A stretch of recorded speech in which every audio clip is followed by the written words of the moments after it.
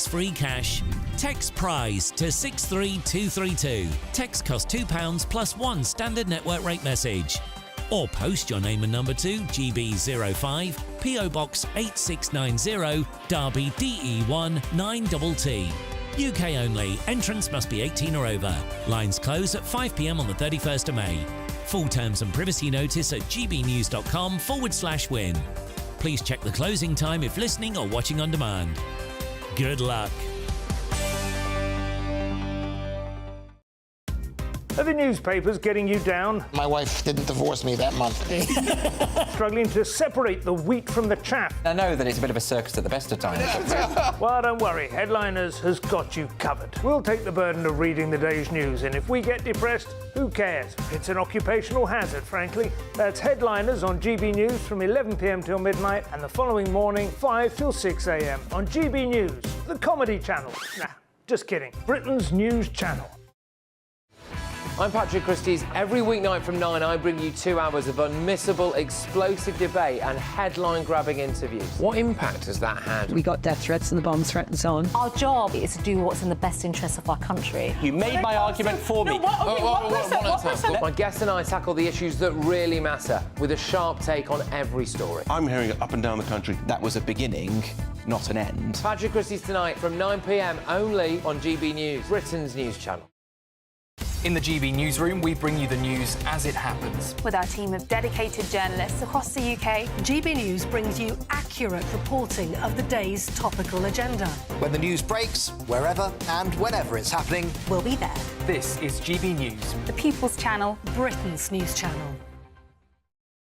If you want your news to be straight talking... This is a nightmare for the Conservatives again. Down to earth. It's not just Nottingham where this is happening, is it? And most importantly, honest. Hard-working, middle-class taxpayers, they'll get their book thrown at them. Then catch me, Martin Daubney, Monday to Friday, 3 till 6 p.m. on GB News, Britain's news channel. Monday to Thursday nights on GB News with Dubes & Co from 6, followed by Farage at 7. At 8, Sir Jacob Rees-Mogg addresses the state of the nation. And at 9, join Patrick Christie's Tonight, followed by Headliners at 11. Only on GB News, Britain's news channel.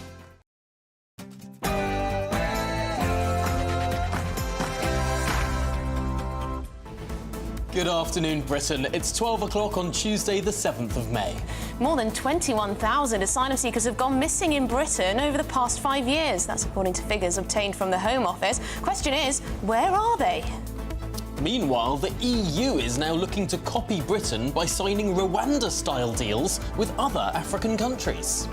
The agreements with the third countries, for example, Tunisia or Egypt, is investing in their economy.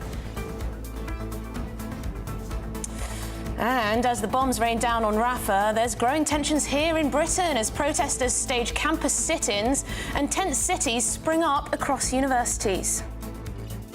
And the mother of Martin Hett, who was killed in the Manchester Arena terror attack, is marching to Downing Street from Manchester for a new law in his name. We'll be hearing from her.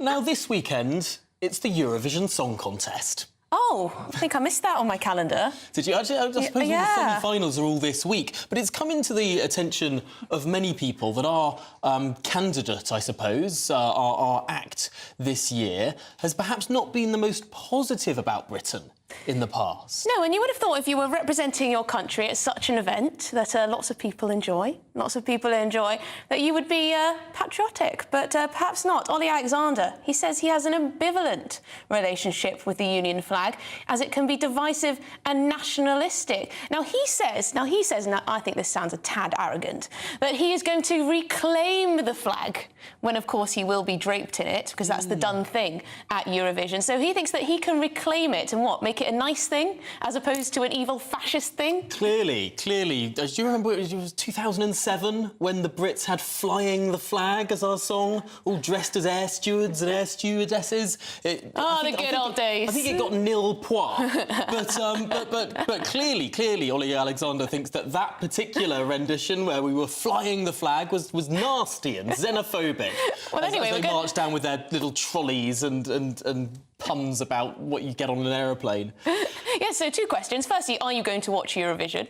And secondly, do you think this chap should be representing us on the international stage if he has a ambivalent relationship with the Union flag? Let us know what you think. Yeah, I think the Act last year said that once she hated Britain, so at least ambivalence is a step up from hatred. Perhaps we're going in the right direction. He probably thought he'd learned the lesson. He probably thought he'd learned her lesson. Anyway, gbnews.com/your say is the way to get in touch with us. Please do. We'll be reading out some of your comments a little later on in the show. But let's get the headlines.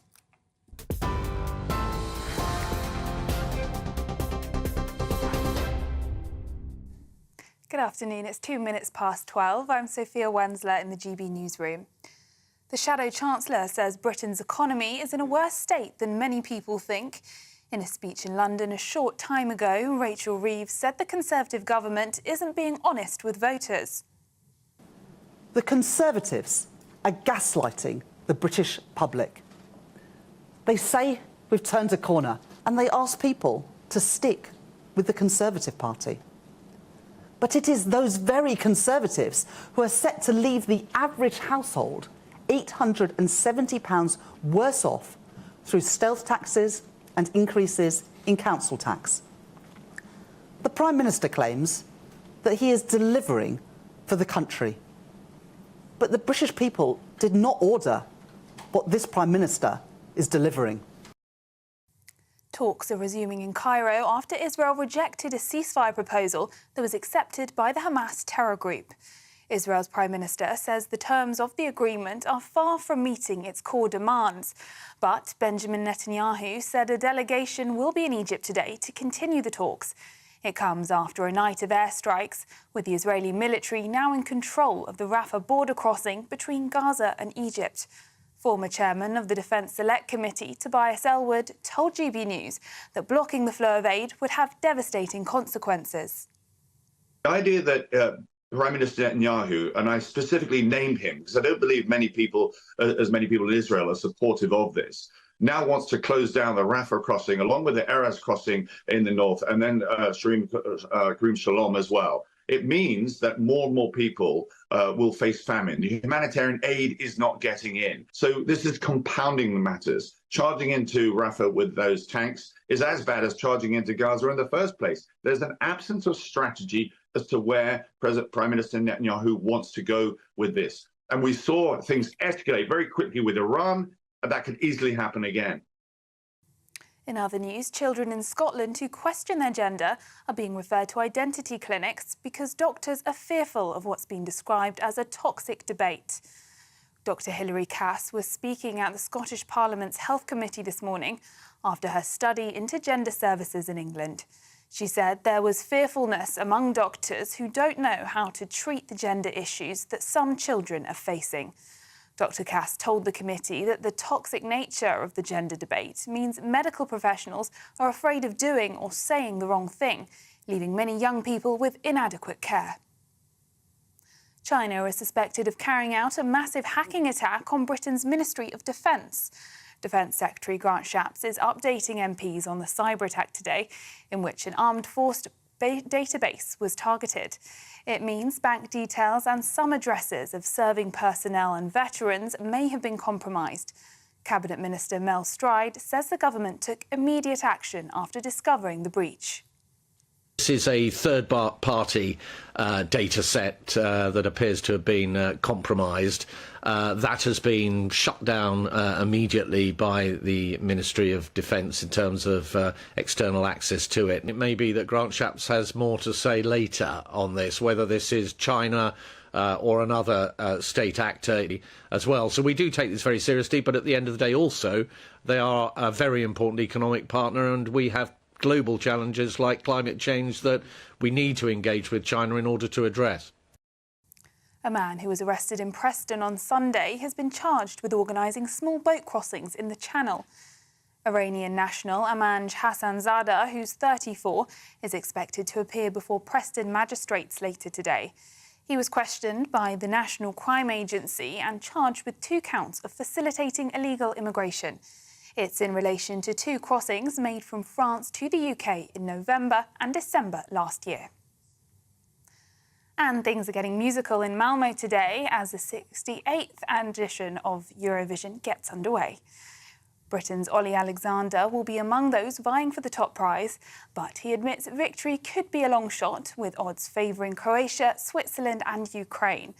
As many as 100,000 visitors are set to descend on the city in Sweden's southwest for the world's largest live music contest.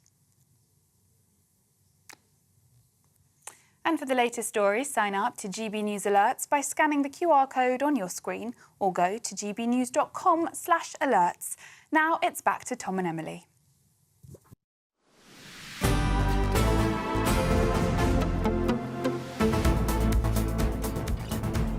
Good afternoon, Britain. It's 8 minutes past 12. Now, more than 21,000 asylum seekers have gone missing in Britain in the last 5 years. Yeah, it's quite extraordinary. Figures obtained from the Home Office suggest the majority of those who have disappeared have no right to remain in the UK because their claims have either been refused or withdrawn. Curious. Well, according to the Daily Mail, the true figure will be far higher as the data only covers the 5 years up to September 2023. This all comes a week after the government began detaining migrants set to be deported to Rwanda. Well, immigration lawyer Ivan Sampson joins us now to try and get a handling on these figures. This seems to come up time and time again, doesn't it, Ivan, that the Home Office doesn't actually know where people are? Pardon? Sorry, what was that? Yeah, indeed. It doesn't paint the Home Office in a great light. Yeah, and Ivan, 21,000, and the suggestion here that it could be a far higher number. The question we're asking really is, where are all of these people? Well, evading detection, I'd imagine, because they're afraid of being either removed to their home country or Rwanda. But that's just the tip of the iceberg. There's also people who overstay their visas, who enter the UK illegally but simply don't go back. And that figure is close to 1 million. So, I'd like to know what the Home Office is doing to detect those people. I mean, the asylum seekers is just a tip of the iceberg of those in our country unaccounted for. It's really curious that perhaps over 1 million people would be unaccounted for, because anyone who's tried to rent a home or get a payrolled job, you have to show documentation, you have to show passports, you have to prove who you are. These are people, presumably, if they are still in the country, who are living completely off-grid, not working in the regular economy, and not renting or purchasing regular accommodation. Indeed, and also being exploited. So you'll find people living many to a room in cramped situations. Maybe one person renting a room, but there's lots of people living there who haven't got legal status. And then they're being exploited in terms of being given low-paid jobs with no protection at all. So I'm afraid the winners are the people that are exploiting these people.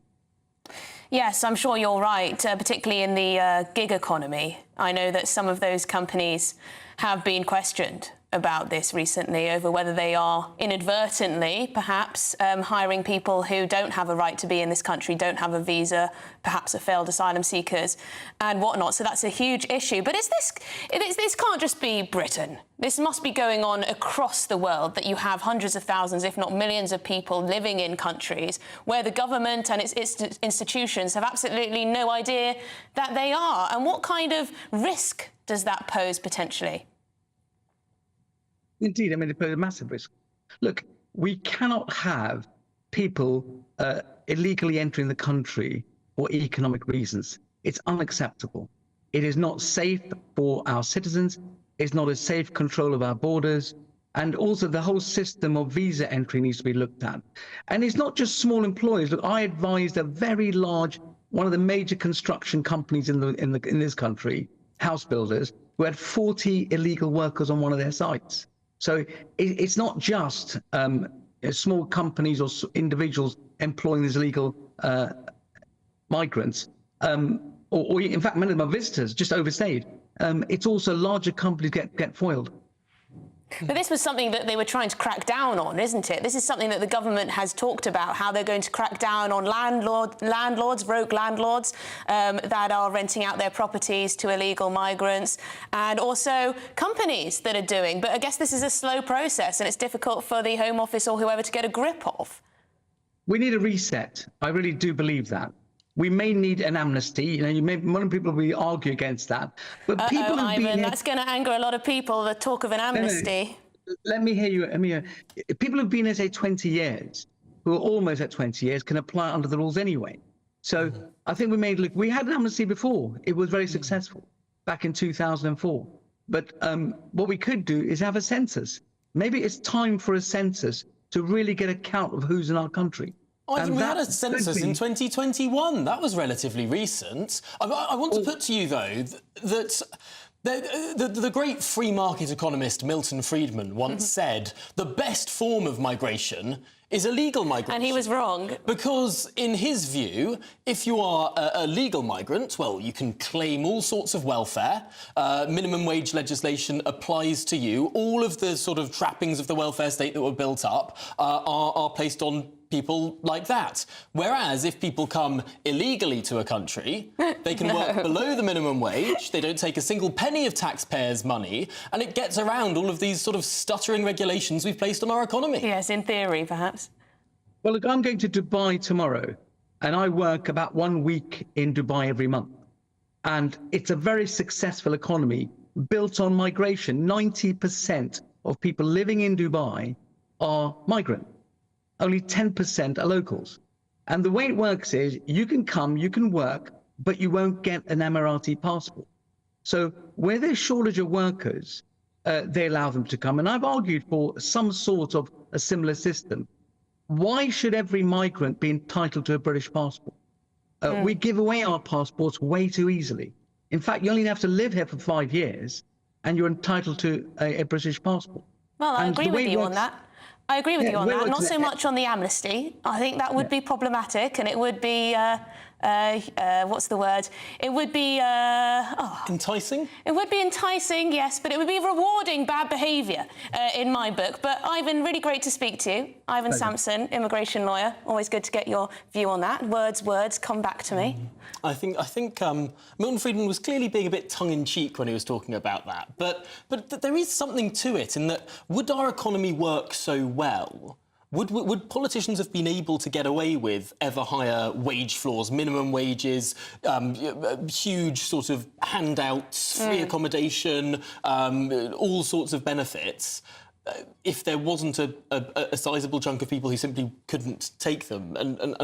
Well, you tried to sell illegal immigration as the best type of immigration to the British public. I don't think good luck with that manifesto. I don't think I would. I think what it is doing is short-circuiting a lot of the regulations that we have imposed. It would be cheaper. Yes, it would be cheaper in some ways. Should we move on? Because the President of the European Commission, Ursula von der Leyen, has explained how the EU is seeking third country investment and migration deals with African countries like Tunisia and Egypt. Yes, the Commission President added that these deals mean Europeans are the ones who decide who comes to the European Union and under what circumstances. Yes, and this all comes as tensions brew across the European Union, including Ireland, of course, over the growing number of migrants and essentially what to do about it. Well, the EU journalist Jack Parrock joins us now. And Jack, Ursula von der Leyen is explaining that she's seeking these deals suddenly. Could it be that that's because there's an election coming up? Well, certainly. This has been, over the past year or so, the sort of growing, bubbling decision by the European Union and the Commission President, Ursula von der Leyen, to go out there and try and sign up these deals. But let's make no bones about this. It's not been a huge success so far. The Tunisians, back in the autumn, they agreed a deal which was to support their ailing economy with the European Union to the tune of about 127 million euros. When the EU did send some of that money, about 60 million, the Tunisian president sent it back, saying it was derisory and insulting and that they didn't want EU charity. And part of that was because they had agreed that they would have Tunisians returned to them from the European Union who were found to be illegally there. but that they wouldn't accept sub-Saharan Africans who'd been registered as passing through their country on the way into the European Union. I think your discussion that you were having in the run-up about British migration and the divisions that we see in opinions are very much reflected here in the EU as well. It's such a perennial, difficult issue for the EU to resolve. But in April, they did manage to get a new overhaul of the EU's migration system put into place. That was voted through the European Parliament, but it won't come into force until 2026. So EU voters heading to the polls in June, although this has now been signed off, they won't see any changes for a couple of years yet. So whether it actually swings the votes, we'll have to wait and see. I mean, is Ursula getting much pushback on all this? Because it does seem like the narrative is shifting. I mean, you did have Monsieur Macron, President of France, saying not too long ago that such schemes like the Rwanda scheme, essentially sending people to African countries, are a betrayal of European values. So he said that. You've also got the Euro Commissioner for Home Affairs saying that this is absolutely not part of the EU's new migration plan at all. So is Ursula on her own here, or does she have a lot of support? Well, so this is where this pact has a bit of grey area. So it's sort of open to interpretation in some areas, and it will rely on how it's implemented over the next couple of years and how the EU's member states decide to implement it, whether that happens. Now, figures on the left are very keen to say that what this does is allow essentially a Rwanda-style opening that would allow EU countries to decide safe countries, which is part of the pact, and to send people through to them that would essentially amount to an equivalent of the Rwanda deal. Now, the people like von der Leyen say that's not the case. We're simply sending people back to where they meant to come, where they've come from, where they've been registered through. This is all in the context of the fact that EU asylum applications have gone up to 1.14 million people last year, the highest rate since what was called the migration crisis of 2015-2016. So people like the Commission President know she needs to act. How, as I say, how this actually works out, whether we start to see safe countries implemented that will then allow EU countries to send people back to them in a Rwanda-style deal, that will all be done in the implementation. And at the moment, it's hard to see how that's going to work. And we know how hard these things are to implement from Britain's experience. Anyway, thank you very much indeed, Jack Parrott. Great to speak to you. You're an EU journalist. Thanks, good stuff.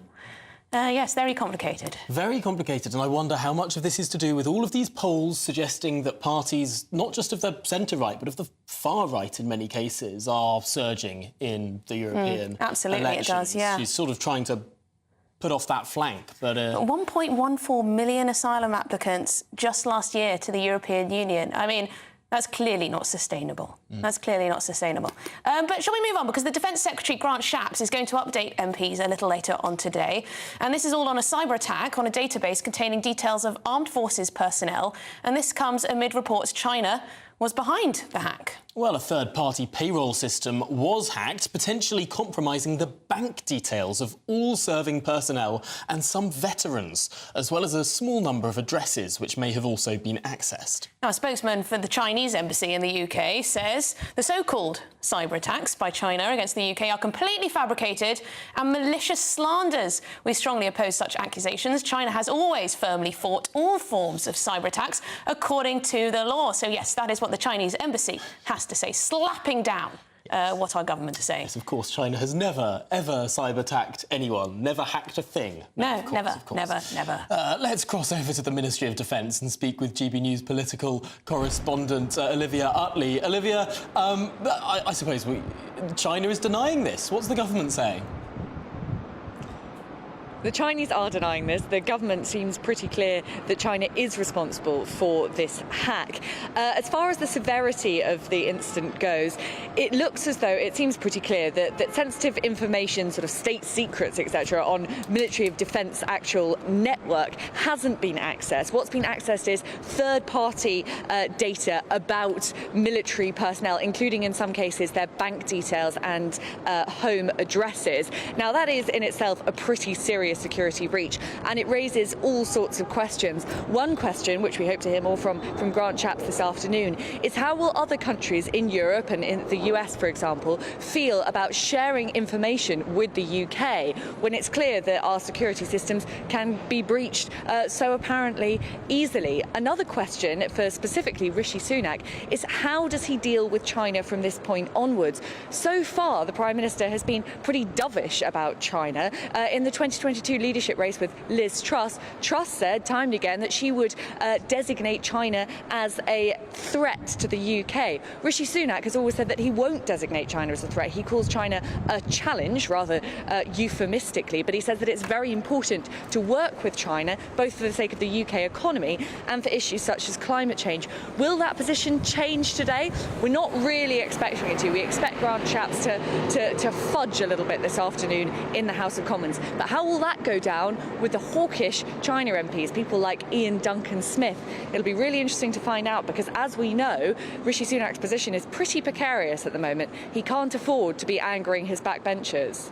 Well, yes, and the likes of Ian Duncan Smith have been warning about this type of thing for years, having experienced similar themselves on a personal basis. Thanks so much. We'll have to leave it there. Olivia Utley, GBNews political correspondent there outside the Ministry of Defence. Well, coming up, we'll be hearing from the mother of the victim of a Manchester arena attack. She's marching to Downing Street to demand a new law in his name. 200 miles. Long way. This is Good Afternoon Britain on GB News.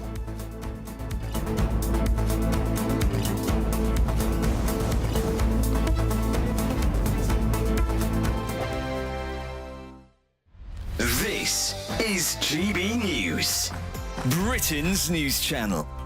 So Meghan's launched her new lifestyle range, starting with jams. And It's called American Riviera Orchard. Apparently, it's been made from organic fruits grown in Meghan and Harry's Montecito gardens. If we can believe it, I reserve an air of scepticism. But she sent out 50 jars of this jam to influencers and celebrity friends in the hope of trying to boost some sales to her products. But it's ended up winning for King Charles because fans have gone to Highgrove website and King Charles's jam has sold out. So hang on, why did they go? Has gone through the roof. Why did they go to the Highgrove website? Well, I think it's a bit of a blow against Meghan because they're saying we don't want your jam. We're going to go and get the king. So it just shows how popular the king is. This is what she's always wanted. Her dream has been to be like this Gwyneth Paltrow style lifestyle guru. She's always loved Gwyneth's website Goop. When she set up the TIG, which was her website when she was still in Suits as a working actress, that was the brand, the style of brand that she was going for, was this Gwyneth style, New York elite, very princessy. So this is her chance now by trying to cash in on her royal title because she is now a duchess, so she's using that to try and elevate her brand. And she's really now trying to carve out herself as this new Martha Stewart. And she's coming out with the cooking show as well on Netflix. She's coming out with the cooking show, and I mean, to be fair to Meghan, she has always tried to say that she's into healthy eating, organic food, cooking, but I don't see this being a success. It just will not happen for her because she's just burnt too many bridges. People just don't believe in her brand. They don't think she's authentic. So, are you an actress? Are you a guru? Are you a duchess? Are you a philanthropist? Who are you, Meghan? Who actually are you? This is what we're asking. I don't think anyone knows. I don't think Meghan really knows who she is. Your weekend starts here with Friday Night Live with me, Mark Dolan, 8 till 9 on GB News. Big stories, big guests and big laughs as we get you ready for a cracking weekend. That's Friday Night Live with Mark Dolan. Fridays 8 till 9 on GB News. Bring your own drinks. The admission's free. Every Saturday, 10 till 12, we'll bring you all of the news that you need to know. We'll also remind you that there is so much to smile about. It's my favourite time of the week. I get to relax, enjoy some light-hearted stories and let Ellie teach me about fashion too. That's Saturday Morning Live, every Saturday, 10 till 12. Only on GB News, Britain's news channel. Every Sunday from 11, join Michael Portillo. There will be topical discussion, looking at the week before and the week to come. So kick back and relax at 11 a.m. on Sundays on GB News with me, Michael Portillo. GB News, the People's Channel, Britain's news channel.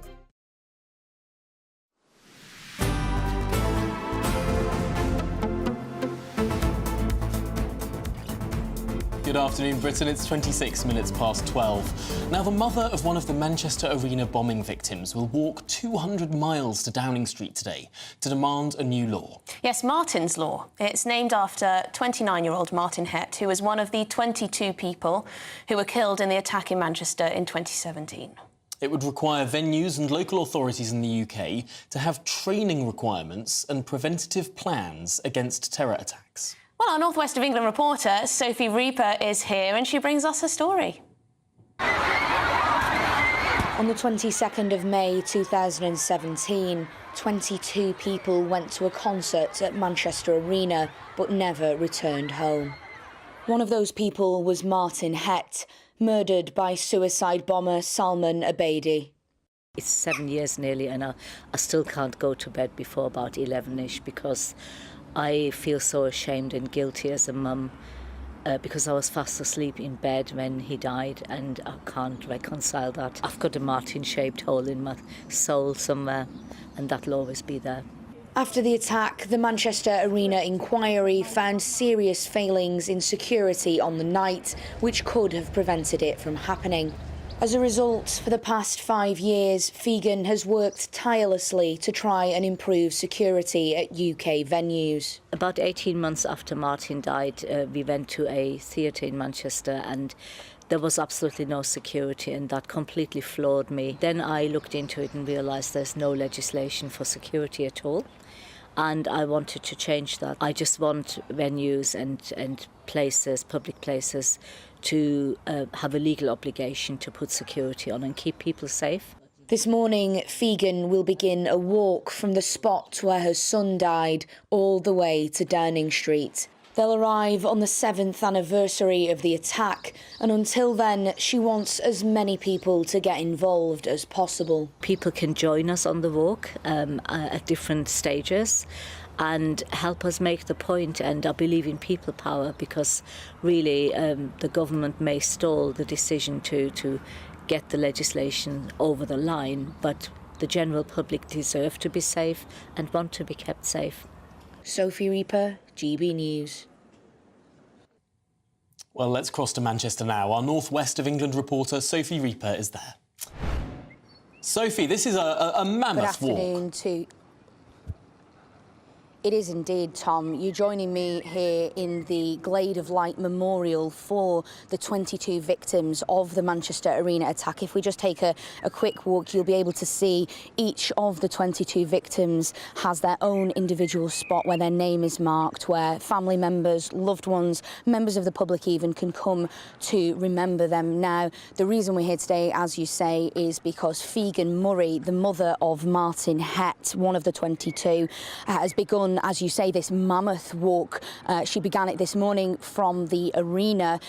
We started on the spot where her son lost his life almost 7 years ago now, and they walked here to the Glade of Light. They took a moment to reflect. Each of the names has a bunch of flowers on to mark the day, and she then set off on a journey that will take 186 miles over the next 16 days. Now, they will be heading to Downing Street, and they'll arrive at Downing Street on the 22nd of May, which will mark the 7-year anniversary since the attack. And the reason they're doing all of this is of course because of Martin's Law, this piece of legislation that Fegan has been working tirelessly on for the past 5 years. We heard her in that piece then say that it was when she went to a venue 18 months after Martin's death and she realised that in fact there is no legislation around security in venues in the UK, and that is what she's doing. She wants to make sure that families all over the UK do not have to experience what she did by making sure that security at these places is tightened, is made more severe, so that acts of terrorism like the one that took place almost 7 years ago at Manchester Arena cannot happen again. Very much indeed, Sophie Reaper, our North West of England reporter. Thank you so much for talking to us about all of that. Yes, I know, of course, absolutely terrible, unimaginable what happened to her son, but I know there have been concerns raised about this law, about how it would be applied in practice, because, of course, big stadia, big monuments, perhaps cathedrals and such, should have a high level of protection, and people should look into the safety and what they can do in the case of a terror attack. But smaller venues, smaller businesses, they could be impacted quite negatively, quite tricky for them to do this sort of thing. Yeah, there would be requirements for any venue that could hold up to more than 100 people. Now, some pubs could hold more than 100 people. Just about any church in the country could.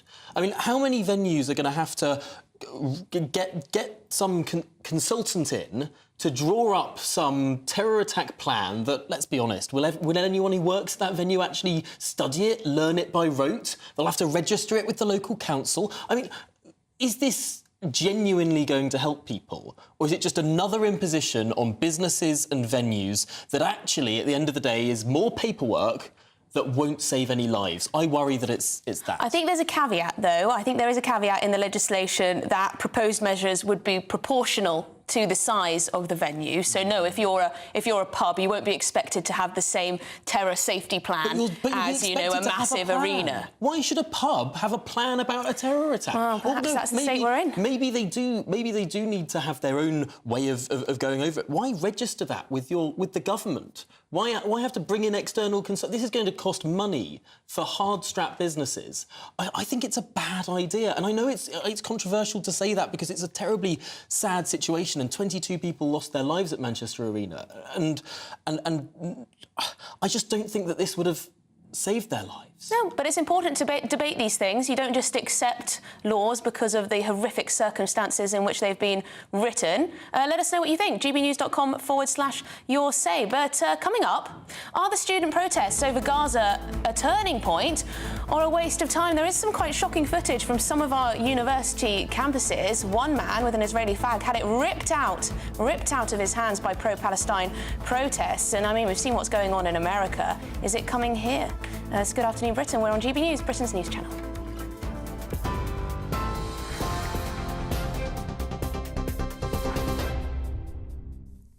It's 12:33. I'm Sophia Wensler in the GB newsroom. Your headlines.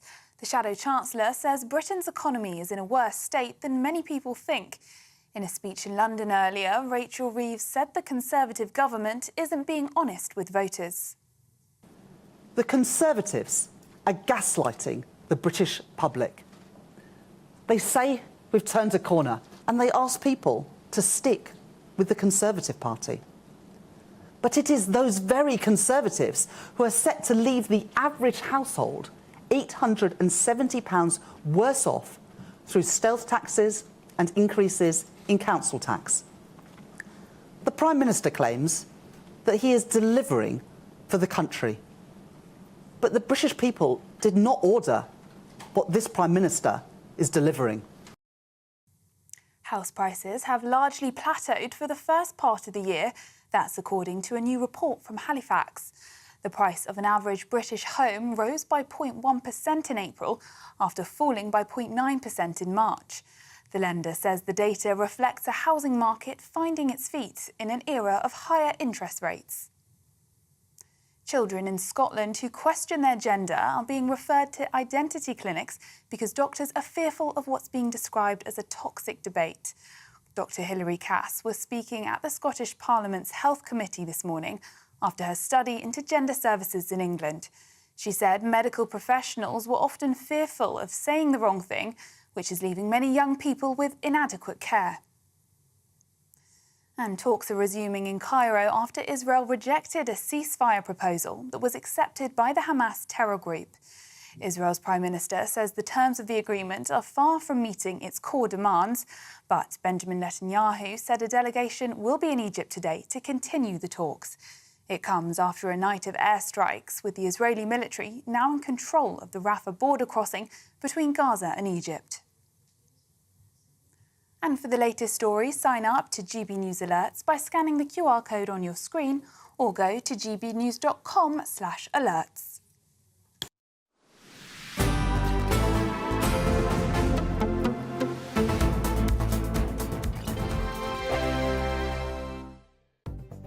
The latest GB News travel.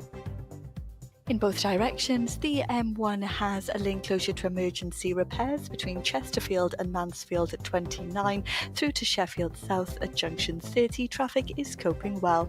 On the M1, there's also a lane closure in both directions whilst emergency repairs take place from Nottingham South at 24 through to Nottingham at 25. The QE2 bridge clockwise on the M25 has delays at junction 31 through to Dartford at 1A of around 1 hour. It's due to an earlier issue still causing around an hour to your journey. Westbound on the M27, queue in traffic and lane closure on the exit slip road to 7 for Hedge End through the roadwork area. And traffic is coping well for the southbound side of the M5, but there's still a lane closure whilst a vehicle has a tyre changed at Tewkesbury. That's the latest.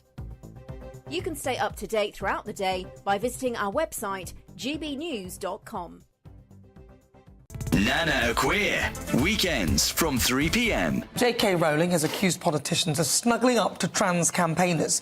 The Harry Potter author has called for an investigation into why political parties are embracing the language of pro-trans groups. So is it time to ditch campaign groups such as those? Well, welcome again to my clashers, former Labour Party advisor Matthew Laza, also businessman and activist Adam Brooks. I think the Cass report is really welcome. I think there's been a huge amount of agreement, including from some trans rights campaigners, that there's an awful lot of good in the Cass report. I think that I'm more concerned about mermaids, which is currently under a Charity Commission investigation, and some of the reports, if they're to be believed, like sending out chest binders, are more alarming. I think on Stonewall, which has done such great work over the past 30 years on LGBT rights. It said 2-year-olds could be trans. Now, that is one of the most horrifying things I read today. Actually, J.K. Rowling tweeted that out there. To say that a 2-year-old can think that they can be another gender when my 4-year-old still thinks she's Elsa on some days. You know, there's no common sense, and to me it's very badly phrased. It's very sinister that these people actually believe that these kids want to change gender, and unfortunately out there are parents that almost see a trans kid as a fashion accessory now, and I think this whole agenda has pushed on people that this is normal to change gender, and we have to push back. And as I said earlier, to be trans is not normal. Well, I don't agree with that extreme. phrasing. I think it's a big step, Adam, but there are clearly people throughout history who have been But it's trans. not normal behaviour, is it? I think as far as children are concerned, children need to be given the space to explore the world, and that can include experimenting with, breaking previous gender stereotypes. That doesn't mean that people should be sort of labelled at the age of 2, which I completely disagree with.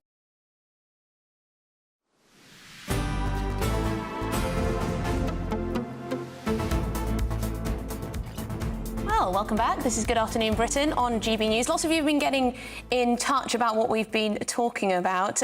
Dee on the European Union copying, potentially, a Rwanda-style scheme with countries like Tunisia and Egypt instead. She says, all of a sudden, Britain must no longer be seen as racist if the European Union are copying.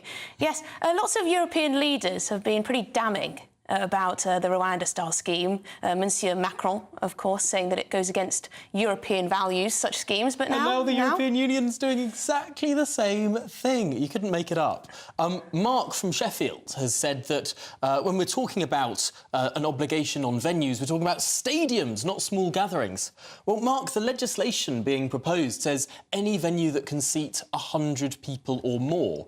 That's lots of pubs in this country. Well, that's lots of little churches. That's a little wedding venue in the middle of the countryside. Probably not a hotspot for terror, but I guess you never know. Lynn says, your immigration lawyer earlier mentioned Dubai in his statement, how they respond to illegal workers. She says they call an amnesty every few years. Illegals are given a date and they have to vacate the country at their cost or face jails. Given that the jails are not very nice, they leave. There are no benefits. Yes, I mean, there are a lot of countries that take a much tougher stance, that's for sure, when it comes to this sort of thing. And Caroline wrote in about the wonderful Glade of Light Memorial in Manchester for the Manchester Arena victims. She says, what a beautiful memorial. I didn't know it even existed. And yes, I hadn't seen it before either. I think it's really, really well done. Yes, Sophie did a lovely job of showing us around that memorial. Keep your views coming in. We'll get to more in a little bit later, but let's talk about something else. Yes, because the Israeli Defence Forces say it has now operational control of the Gaza side of the Rafah crossing. This follows what the Israeli army say were targeted strikes against Hamas in the eastern side of Rafah. Yes, and these heightened tensions come as concerns grow back home in the UK, where camps are now being set up at various colleges, at Cambridge and Oxford universities. Here we are, here's some footage, I believe that's Oxford. I think that's Cambridge. Oh, that's Cambridge. That's on King's Parade, just outside... that looks like it's King's College, Cambridge. I might be wrong. But as you can see, lots of tents, a bit of a copycat from what's going on in the United States on their campuses, although without any of the violence accompanying so far. But they are demanding a ceasefire of the war in Gaza. Well, let's speak with the cultural commentator now, Richard Fitzwilliams. And Richard, we were just looking at the lawn of King's College, Cambridge there. It's a lawn that has been... meticulously maintained for 800 years, that people are not allowed to walk on so that they don't spoil the grass. And now it's turned into a city of tents. Well, all of this, of course, has as its background what has been happening, as you briefly mentioned, in the United States. There are over 2,000 arrests and nationwide protests. And absolutely no question, I think President Biden put it very well, dissent is essential for democracy, but dissent must not lead to disorder. And Gillian Keegan in today's Telegraph saying racism and hate have no place in our universities, which of course states the obvious. But there's a problem here. On the one hand, so far the demonstrations in Britain and the various encampments have been totally peaceful. In the United States, of course, that was not the case. And then there's the importance of the fear, I think, that many Jewish students must feel with these movements. I mean, the intention, of course, is disinvestment in companies with links to Israel, support for Palestinian cause and so forth. And you've got, of course, after the atrocity of the 7th of October, you've got a frightful war. Richard, I'm terribly sorry, but your line is it's not very good.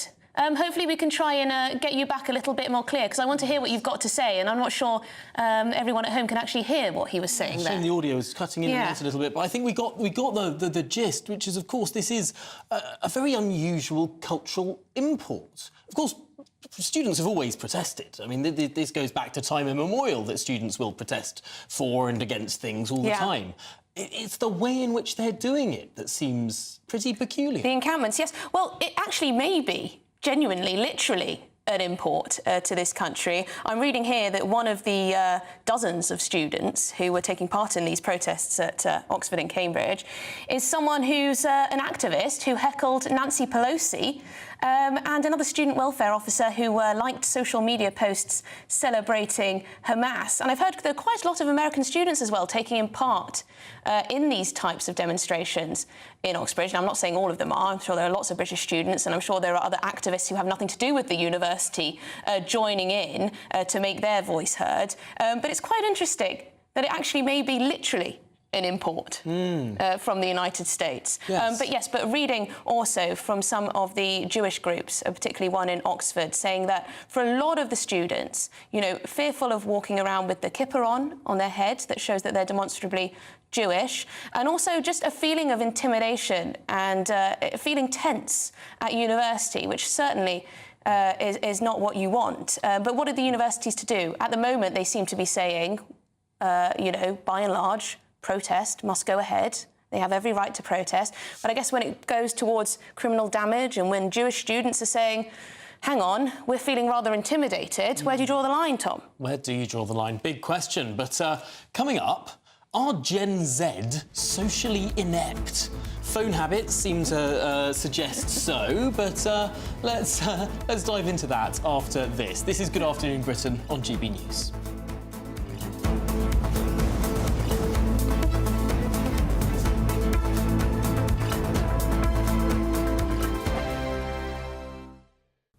Hello, very good day to you. Here's your latest GB News weather update brought to you by the Met Office. There may be a bit of fog around tonight, but through today it's looking largely dry. That's because we have high pressure building towards the southwest of us, and this high pressure is going to continue to build as we go through this week. That being said, there will be a few showers around today, especially across parts of England and Wales. Some of them could be a little bit on the heavy side. Most places, though, avoiding these. Across parts of Scotland, some thicker cloud bringing some outbreaks of rain here. But like I said, many areas staying dry, and there'll be some sunny breaks developing in the sunshine, feeling pretty warm. Highs in the low 20s towards the south, a little bit cooler than this further north. A few more showery outbreaks perhaps as we go through this evening, but most of these easing overnight, so it does look like it's going to be a largely dry night, and we will see some skies clearing, but it's not going to turn particularly chilly. However, we do need to allow for some mist and fog patches to develop, both around coastal areas and perhaps inland spots where we see the clear skies developing too. Temperatures not dropping a huge amount, so a relatively mild start for most of us on Wednesday morning. Otherwise, as we go through the day itself and towards the northwest of the UK, a bit more cloud here and some outbreaks of rain pushing into far northwestern parts of Scotland and Northern Ireland. Elsewhere, a largely dry day and a good deal of sunshine developing through the cloud, in which it should feel a little bit warmer than today. Temperatures similar, perhaps a touch higher for some of us. See you again soon. We're GB News, and we come from a proud tradition of British journalism. That's why I'm so excited to be here. It's something so new. The first news channel to be launched in Britain in over 30 years. Launched to represent the views of the British people. To go where other broadcasters refuse to go. How did you find out about the story in the first place? Launched with one aim. To be the fearless champion of Britain. It's an absolutely fantastic atmosphere here. This is GB News. The People's Channel. GB News, Britain's news channel. Join me, Camilla Tominey, every Sunday at 9:30 when I'll be interviewing the key players in British politics and taking them to task. This report basically says that he's not fit to stand trial. With an upcoming election looming over Westminster, now is the time for clear, honest answers. I agree. And that's precisely what I'll get. Is he indecisive? Incompetent? That's the Camilla Tominey Show at 9:30 every Sunday on GB News, the People's Channel, Britain's election channel. I'm Michelle Dewberry, and I'm not here to tell you what to think. I'd much rather hear what you have to say. So send in your opinions to gbviews@gbnews.com. Keep them clean, and you never know, I might read them out. With my panel here on Jubes & Co, we debate, we get stuck into the issues of the day on a show where all views are welcome, especially yours. GB News, the People's Channel, Britain's news channel.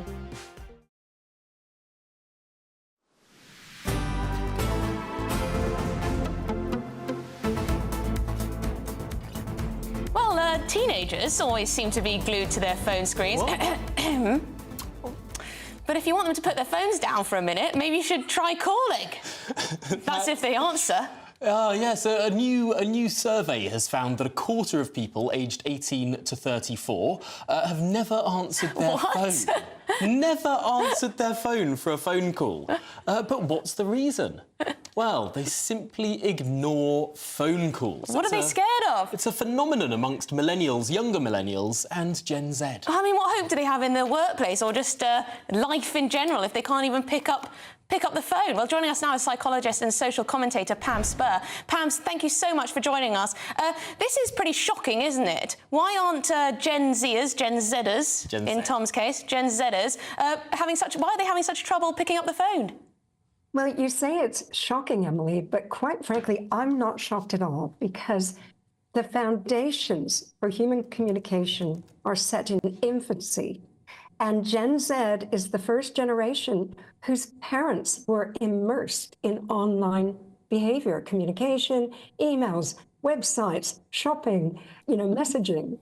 So this generation was born into parents who were just getting to grips with how much they could do online.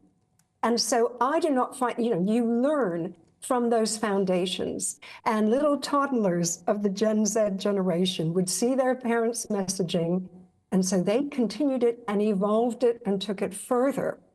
And I think it's I feel really sad about it, that 25% of youngsters won't pick up their phone unless it's their mum. So at least mum still has some power. But the fact that they cited, in the study, they cited things like feeling pressure, feeling stress when their phone goes. And I think that's really sad because they're so used to communication via being online or with their tech and their smartphones. But Pam, isn't that rational to some extent? No. Isn't that rational? If someone can be contacted in so many different ways, why wouldn't a text work? With a text, you can see who's calling, you can see who's messaging, you can see the content of that message, you can choose to reply immediately or wait a bit and reply a little bit later. If there's an unknown phone call, you don't know who's on the other end of this, you're going to talk to someone in a live situation. I can tell you're younger than me, Tom. You can see why that I do have sympathy. is a worse situation for young people when they're so used to something that perhaps is so much more accessible. Yeah, but Pam, I take that point, and I think there's a lot of truth to that. But I remember one of my first jobs out of university was essentially a lot to do with making calls to people I'd never spoken to before. And that was scary. That was scary. But the skills I learnt doing that, you know, helped me. Exactly. Helped me. Getting out my comfort zone. Fantastic, because that is what builds your kind of self-reliance. And unfortunately, this generation, Tom, it is rational, as you say, because that's what they've grown up with. But what I'm sad about is the fact that if you're scared to take a phone call and you go on and get a job where you must answer a phone, you've got to have a very quick learning curve. And it's like part of the strands of all the different ways of communication this main strand is being lost because of people's fears to actually carry on a conversation. So I would always say to any Gen Z, you know, a parent who has a Gen Z or at home still or whatever, try and encourage them just to practice having phone calls, because they will need it at some point. It will be a big wake-up call when they have to start answering that phone at their first job or whatever. No, it is a worthwhile thing to do. I wonder if there's a difference, though, between live phone calls and voicemails. Because I don't know. This is perhaps I'm now about to confess something. I will never listen to a voicemail.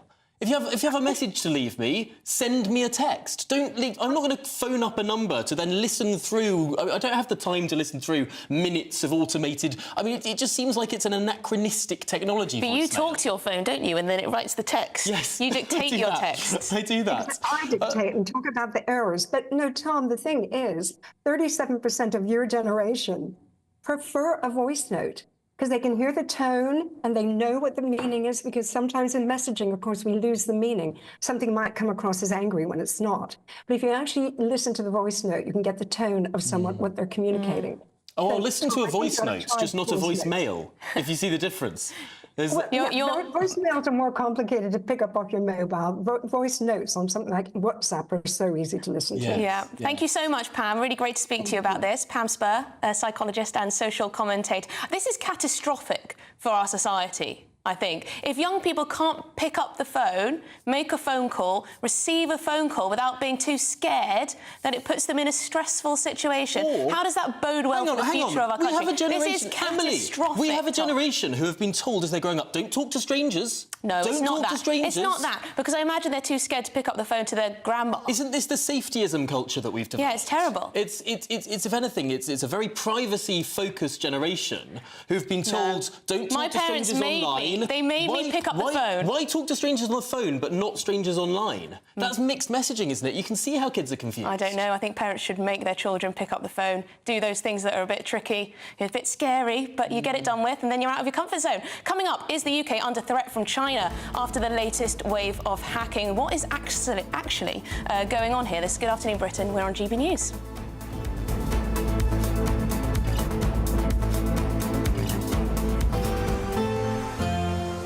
A brighter outlook with Box Solar, sponsors of weather on GB News.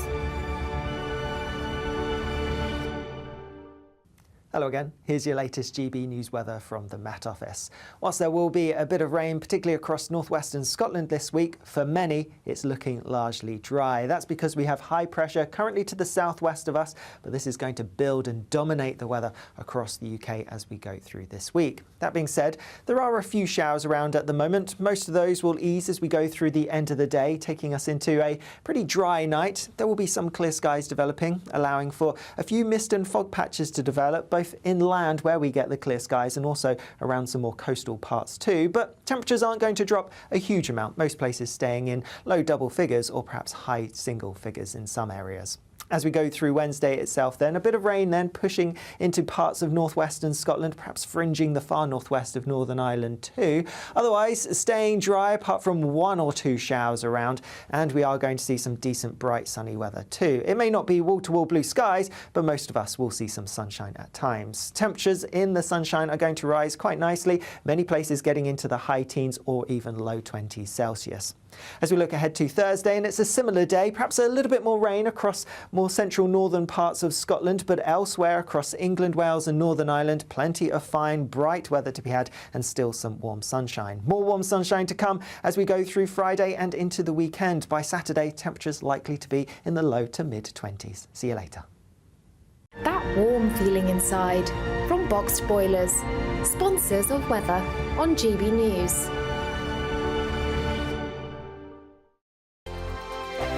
The next Great British Giveaway winner could be you, with a massive £20,000 in tax-free cash to be won. Imagine how you'd react getting that winning call from us. Hi, my name's Phil Cox and I won the Great British Giveaway. I'd say why not? What is it? The price of a text and £2 to enter. And if I can win it, anybody can win it. And they're going to get even more money this time round, so why wouldn't you go in the draw? For another chance to win £20,000 in tax-free cash, text prize to 63232. Text costs £2 plus 1 standard network rate message. Or post your name and number to GB05 PO Box 8690 Derby DE1 9TT. UK only. Entrance must be 18 or over. Lines close at 5 p.m. on the 31st of May. Full terms and privacy notice at gbnews.com/win. Please check the closing time if listening or watching on demand. Good luck. Headliners. Tomorrow's papers tonight. Every night from 11 p.m. Sacre bleu! French police used knives to sink asylum seekers' boats in Dunkirk before an army of migrants then go on to overpower tear gas cops and ride on another dinghy to the UK. So this is very dramatic. So the French authorities have been accused in the past of being too soft on migrants. They haven't done enough to stop the boats. On Tuesday, we had the deaths of 5 migrants, including a young girl. Really awful scenes where one group of migrants kind of boarded another group's boat and people were just killed in the crush. So they're now taking this very sort of action man, Bear Grylls kind of thing. They're wading into the surf with a great big knife and just slashing the dinghies, which does seem kind of obvious, doesn't it? It seems like a good move. Apparently, up to now, they haven't wanted to get involved. They haven't wanted to have violence with the migrants. But this is their new plan. Except British taxpayers have been paying them hundreds of millions of pounds or euros to deal with this, and now finally they're able to deal with this, obviously on the back of an incredible tragedy. This tragedy can be utilised by both sides in terms of like however they want to use it. We need to open up more the borders or ensure that there's safety here, and then other people say let's prevent this from happening by stopping them getting in the water in the first place. So everybody's going to use it, but taking your point, Nick, and maybe moving to the question, Cressida, do you think that people are, and when I say people, I don't mean just GB News audience or people on the right or just across the spectrum are coming to appreciate that this is a real issue that has to be grappled with in a mature fashion, which starts with conversation without accusations of you being racist? Well, maybe, but I think most people have known that for a long time. I mean, the reason Rishi put it in his pledges was because people knew it was a big deal and then just continued not to address it.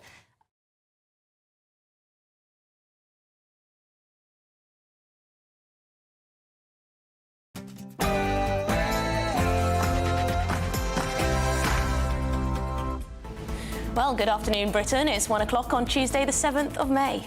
Now, a blistering attack from the Labour Party. The Shadow Chancellor accuses the government of gaslighting Britain over the state of the economy. Although, does most of Britain know what the word gaslighting means? It seems like a very weird word to choose. Well, we're expecting to hear from Rishi Sunak and his response in the next few minutes. Yes, meanwhile, the government's accused China of hacking an armed forces payroll system. The Defence Secretary is due to warn MPs later of the dangers of cyber espionage from hostile states. China denies all wrongdoing. Eurovision fallout. As Britain's entry, Ollie Alexander says he's ambivalent about our flag. We're asking, is he fit to represent our country abroad?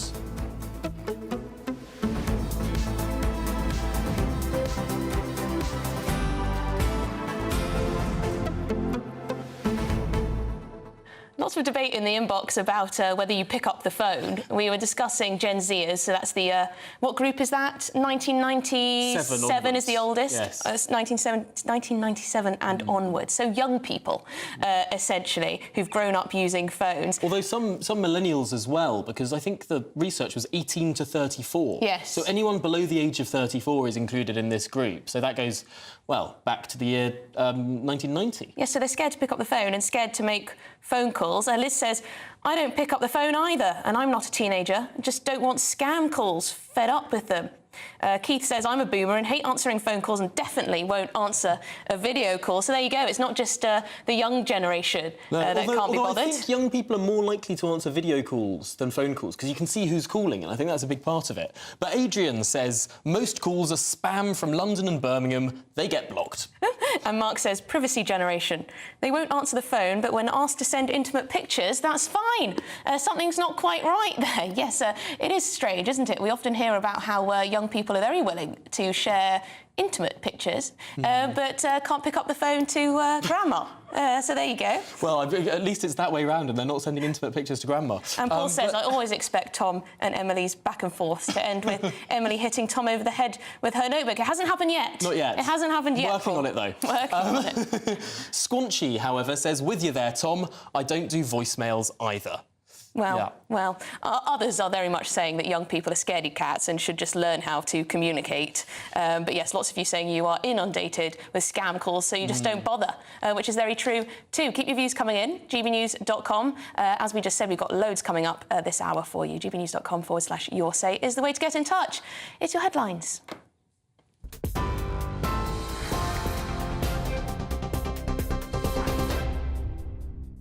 Good afternoon. It's 2 minutes past 1. I'm Sophia Wensler in the GB newsroom.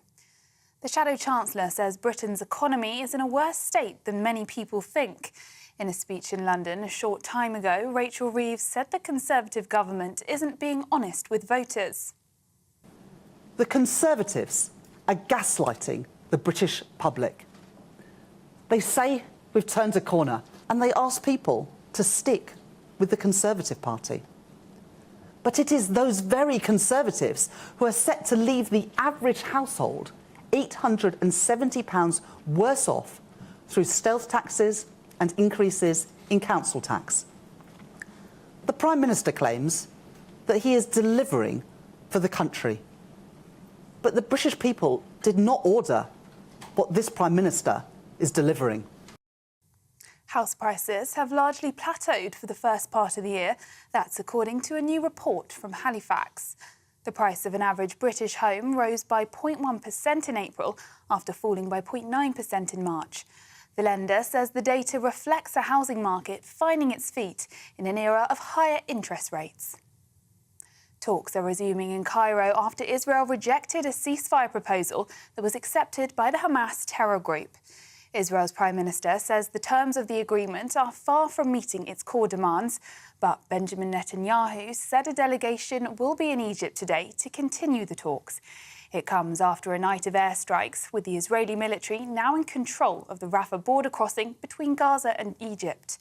Former chairman of the Defence Select Committee, Tobias Ellwood, told GB News that blocking the flow of aid would have devastating consequences.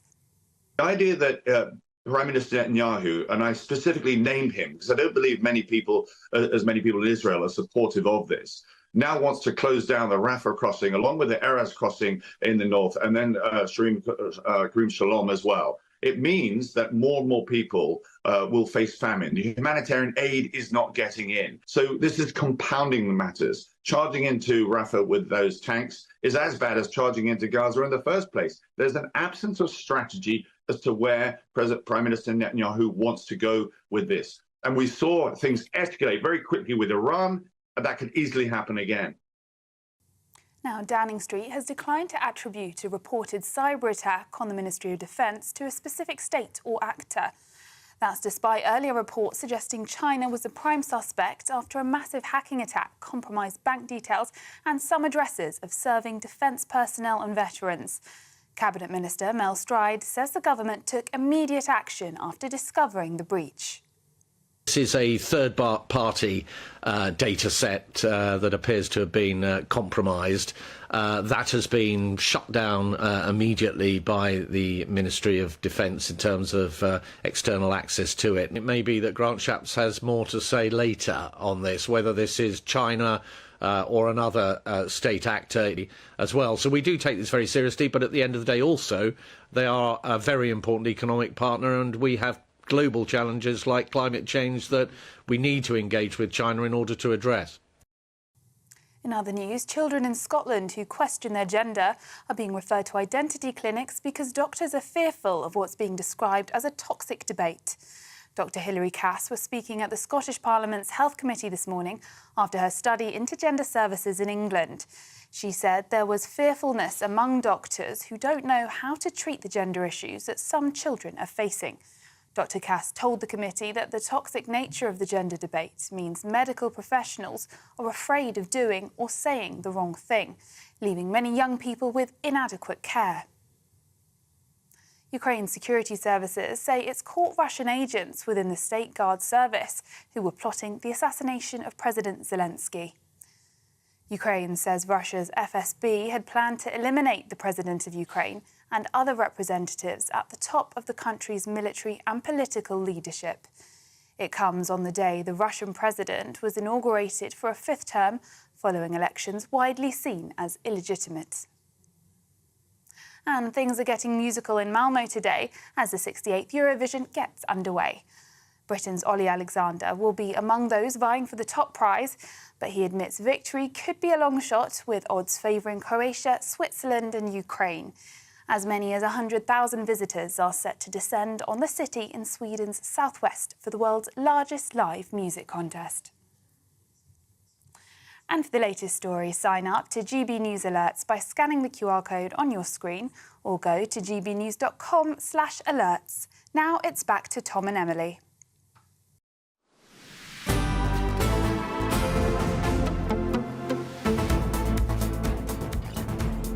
Good afternoon, Britain. It's 8 minutes past 1. Now, the Prime Minister's been speaking in the last few minutes. Let's listen in and hear what he had to say.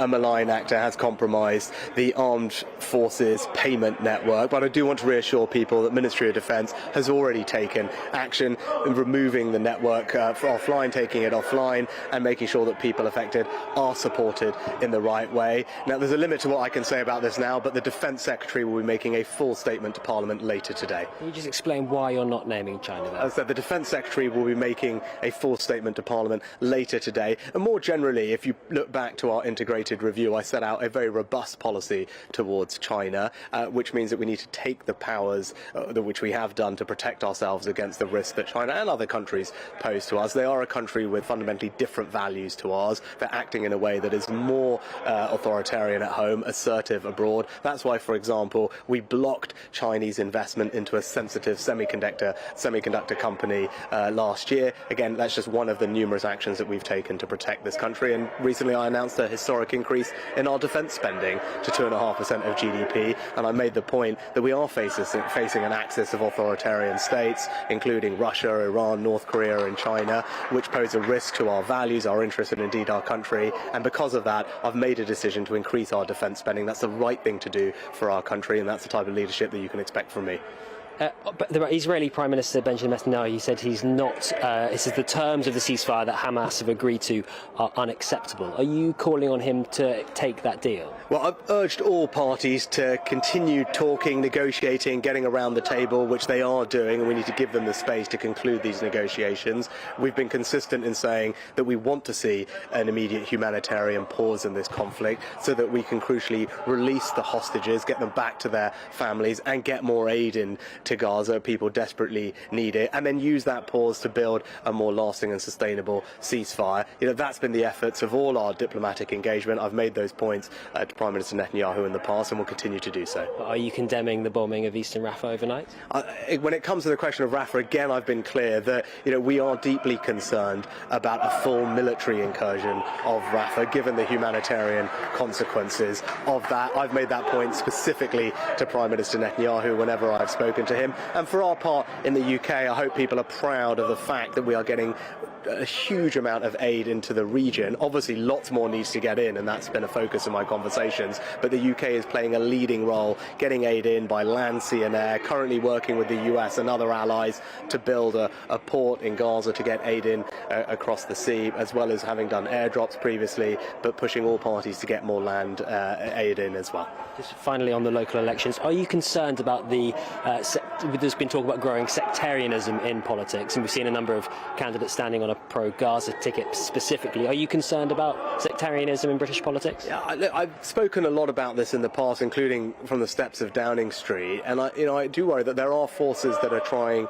to divide our society, and that is something that we all need to be alive to and robust in standing up to as well. We have a shared set of British values that are really important to me, to government, to who we are as a people, and when a minority of people are trying to undermine those values, we shouldn't be shy about calling that out and acting robustly to defend ourselves against it. Right? I think actually this is an incredible country with an enormous amount to be proud of. There's so much that unites us, and we have to face down people who want to divide us at times like this. Prime Minister, thank you for your time. Thanks very much. Appreciate it. Great. Okay. Sunak, he was asked about the China hacking and what's going on in Gaza and our position and all of that, and the local elections, the sectarianism the journalist there asked him about. One thing he wasn't asked, however, about was the economy, because earlier the Prime Minister was accused of gaslighting Britain over the economy. Well, Shadow Chancellor Rachel Reeves made the claim to business leaders earlier, saying that the government is deluded over the success of its economic plans. Well, GBNews business and economics editor Liam Halligan put a question to Reeves at the keynote speech today. Do you think that's a fair characterisation of the MPC, the former governor, saying that that lack of cognitive diversity had added to instability, led to higher inflation than would otherwise be the case? And also, do you think the OBR should be stronger or weaker than it currently is? Specifically, should elected politicians take more notice or less notice of OBR forecasts, which have often been rather, to be fair, inaccurate? Well, I think that we should respect independent economic institutions, and one of the reasons why we are in the mess that we are in today is because of the decisions of the Conservatives when Liz Truss was Prime Minister and Kwasi Kwarteng was Chancellor. It wasn't just the unfunded tax cuts that they promised, but it was also the undermining of the economic institutions that had previously made Britain a safe and secure place to invest. So sacking the respected Permanent Secretary of the Treasury, Tom Scholar, refusing to let the OBR do a forecast, even though they said they were able to, or spending the leadership campaign undermining the Bank of England. All of those contributed to the financial and economic crisis that we faced just 18 months ago. And I think the lessons from that is that we should respect more and listen more to those independent economic institutions rather than seek to further undermine them. And that would certainly be my approach as Chancellor of the Exchequer. Well, there we go. That was what Rachel Reeves had to say. But Liam joins us now with On the Money.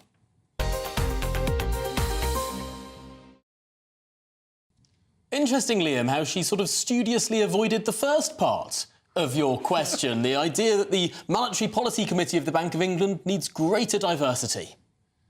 Indeed, I put to her the words of somebody called Mervyn King, who used to run the Bank of England, who said in the House of Lords last week that he thought the Monetary Policy Committee of the Bank of England, because it was slow to raise interest rates when inflation was coming down the track back in 2021, 2020 into 2022, because it was slow, interest rates have thus had to go up further than they otherwise would have. And inflation's gone up further than it otherwise would have. Of course, inflation hit 11% plus last autumn, and interest rates went all the way from almost 0 to 5.25%. Look, what today was about was pure politics. There was no economic announcement here at all. There was very little economic analysis, and indeed my question, as viewers and listeners would expect from GB News, got the press conference really back onto the economics, because many of the other journalists were asking about pure politics and personalities. And we know that GB News viewers and listeners want to know what's going on with the economy, don't we? The pound in their pockets. What Rachel Reeves was saying, because there's going to be a growth statistic, a GDP number coming out this Friday, which is likely to show Britain has escaped recession, and because the day before the Monetary Policy Committee is going to keep rates where they are, but they're likely to say inflation is going to hit its target very soon, 2% or lower, she's trying to get out there ahead of that good economic news by saying that the Tories are basically fooling us if we think that the economy is getting better. Any idea of a feel-good factor, which the government have been talking up? That's why they're delaying election, with lower interest rates, with lower inflation, the cost of living crisis easing. Any mention of that, says Rachel Reeves, shows that the government's out of touch with ordinary working people and ordinary firms across the country. So even this term gaslighting, my mum doesn't know what gaslighting means. I suggest most people over 40 don't know what gaslighting means. Let me tell you, as a dad, it's the kind of thing that your kids scream at you, stop gaslighting me. And you're like, what does that mean? Well, of course, Labour want us to have this conversation. They want us to talk about this non-press conference with this non-news on the economy in it by saying, as we are now, what does gaslighting mean? The term actually comes from a 1930s film where a husband was trying to fool his wife, a scurrilous scoundrel, as they were back in the day. So that's where this term gaslighting comes from. But this was basically a press conference that showed just how confident Labour are. Rachel Reeves was introduced by a former Conservative minister, somebody few people would have heard of, called Nick Bowles. He is now not a signed-up Labour member, but I guess he wants to be quite soon, maybe in the House of Lords, because he's going around the City of London introducing the Shadow Chancellor as a former Conservative minister. Yeah. And at the same time, Labour knew they could get the press, get the economics editors, get the political editors to show up to the City of London, to an obscure building where they hadn't been before, just because they were giving a press conference, but they didn't actually have anything to say, except for when you hear on Friday that the economy's getting better. Don't believe it. Don't believe it. I mean, Rachel Reeves, Labour's Rachel Reeves, it seems to me she's just trying to pitch herself as the absolute opposite of Liz Truss and Kwasi Kwarteng. She's going to be listening to the experts. She's going to be putting her trust in the organisations like the OBR, as you say, and the Bank of England, and that's what she's going to be. Mrs. Sensible. I think that's right. It's the old adage about the way you get to Downing Street is you follow the gorilla on the trapeze carrying the Ming vase strategy. You go slowly, steadily as possible, and you try not to drop anything that may cause a mess. You try and say nothing at all that could offend anyone. But actually, when I put that question to Rachel Reeves, I was actually quoting Mervyn King, the former governor of the Bank of England, who she then indirectly accused of undermining the Bank of England just by questioning the fact, as many people now are, as the Economic Affairs Committee of the House of Lords is, cross-party committee. Yeah, as many investors, they are now questioning whether or not the Bank of England is fit for purpose. Not should it be independent or not, but are the group of men and women who make interest rate decisions, almost all appointed by the Treasury, is there actually enough diversity of opinion among them to come up with the right decisions, or is it groupthink? Yes, I would say, as a professional analyst, it's groupthink. And you'd think robust challenge to an institution like the Bank of England would make it stronger, not weaker. If it was truly, if it truly believed in what it was doing, it would welcome criticism and challenge instead of saying, "Oh no, you can't possibly say anything against the Bank of England." Same with the Office for Budget Responsibility, which is, of course, a Whitehall-based economic forecasting house. But its forecasts are often woefully wrong, and yet those forecasts box in ministers in terms of what they can spend, what they can even talk about spending in the future. Yeah. Look, don't get me wrong, this was a sure-footed performance from a person who's probably going to be the first female Chancellor of this country.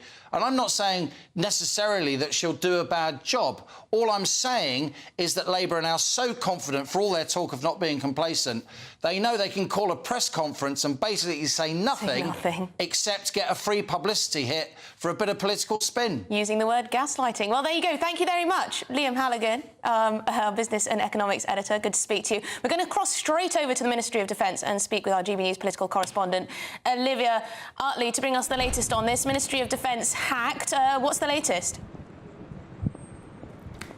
Well, the Prime Minister is refusing to say, as you could see in that question and answer there. The Prime Minister will not say specifically that it was China, and that's beginning to look a little bit strange. It's pretty clear to almost everyone that China is responsible for this hack, but the level of evidence that ministers need to be able to officially designate a foreign country the instigator of a hack like this is very, very high, and it could take weeks or months to obtain.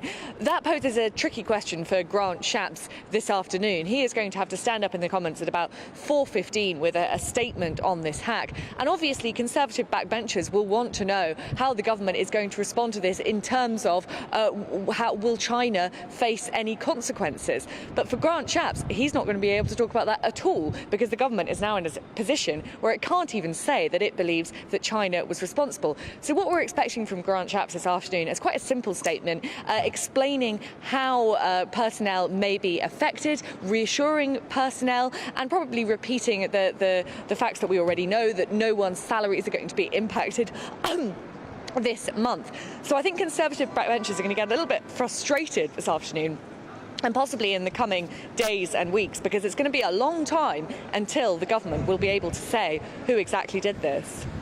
Olivia Utley, thank you for bringing us the very latest there from a lovely and sunny Ministry of Defence. Yes, very lovely outside, isn't it? Coming up, we're going to have our debate of the day. Is Ollie Alexander fit to represent the UK at Eurovision? We're asking because he's ambivalent towards our flag, and he claims he needs to reclaim it for us, make it nice again. Well, this is Good Afternoon Britain on GB News.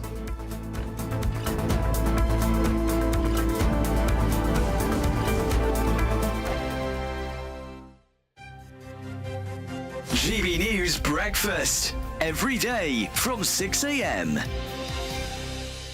TfL bosses have come under fire after banning an advert... Oh, God. They've banned an advert for a comedy show because it had a hot dog on it, because that supposedly promotes obesity. The comedian Ed Gamble has swapped the image of the fast food favourite in favour of a cucumber instead. And there's the cucumber on the plate. So is the UK turning into a nanny state? Let's talk to former presenter of Fat Families, Steve Miller, and nutritionist Olivia Parry. Good to see you both this morning. Olivia, it's a comedy show. He's not promoting eating hot dogs, is he? Is this just a load of nonsense? The thing is, we have a huge problem with overweight and obesity in this country. We're fourth in Europe. It's big business. Advertising for food companies is big business. They make so much money. You just have to switch on primetime TV to watch, food after food advertisements. And it's for the youngsters as well, who don't have the nutritional education. We're not taught cookery in school anymore. People go to college and to university, they don't know how to cook. But and it leads forgive me for jumping in, Olivia. Forgive me for jumping in, but the whole point with this is it's an advert for a comedy show. Yes, I know, but this is a wider issue. I think it's a load of old tosh, to be quite honest with you. It's a hot dog. In fact, I wish they'd have put onions on the hot dog. A bit of what you fancy won't hurt you. You should eat 80-20 anyway. We talk about a nanny state. I actually think, arguably, we're becoming an authoritarian state. Opinions banned. Comedy banned. The England flag banned. It's like we've got to wear a virtual muzzle. I'm Andrew Doyle. Join me at 7 o'clock every Sunday night for Free Speech Nation, the show where I tackle the week's biggest stories in politics and current affairs with the help of my two comedian panellists and a variety of special guests. Free Speech Nation, Sunday nights from 7 on GB News, the People's Channel, Britain's news channel. Monday to Thursday nights on GB News with Dubes & Co from 6, followed by Farage at 7. At 8, Sir Jacob Rees-Mogg addresses the state of the nation. And at 9, join Patrick Christie's Tonight, followed by Headliners at 11. Only on GB News, Britain's news channel. If you want your news to be straight talking, this is a nightmare for the Conservatives again. Down to earth. It's not just Nottingham where this is happening, is it? And most importantly, honest. Hard-working, middle-class taxpayers, they'll get their book thrown at them. Then catch me, Martin Daubney, Monday to Friday, 3 till 6 p.m. on GB News, Britain's news channel.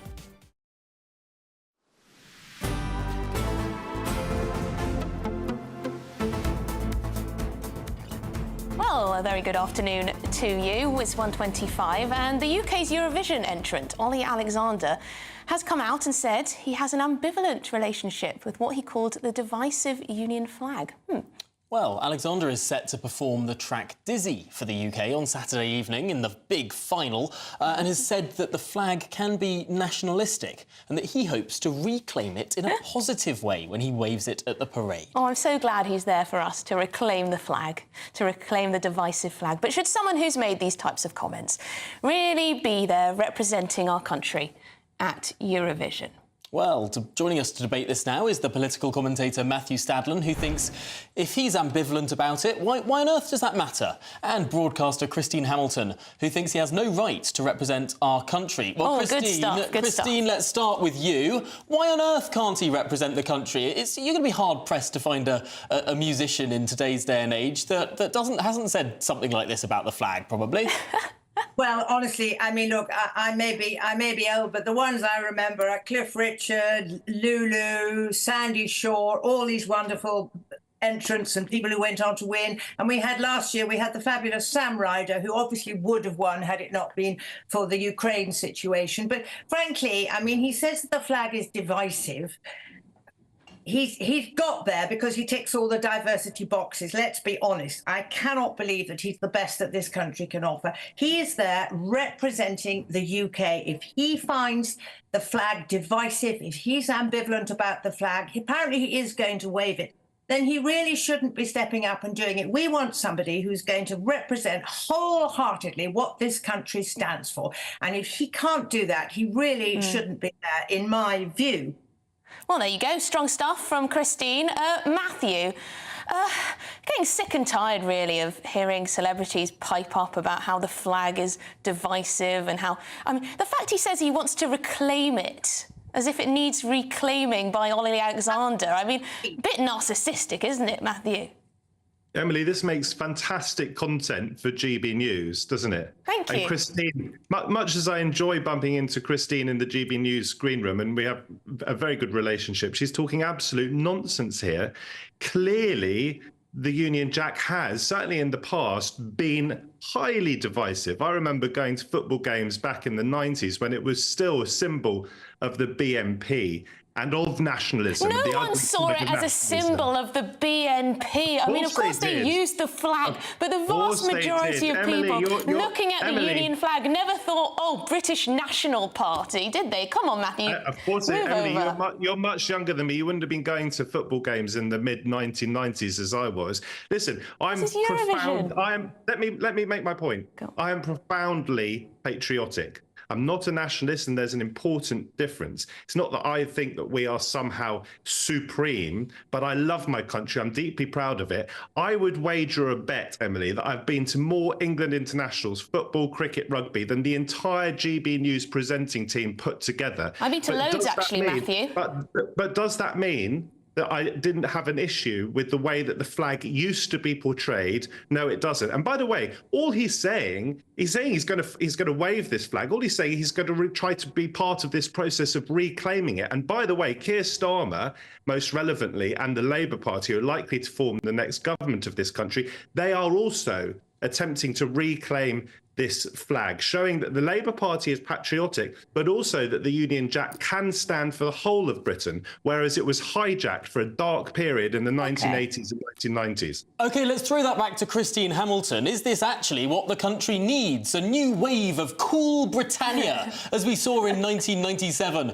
The Spice Girls with their Union flag dresses, making it cool again. Is this what Ollie Alexander is going to do for us? No, certainly not. That's what he should be doing for us. He should be out there waving the flag for Britain. The number of football matches that Matthew's been to in the past could not be less relevant to this.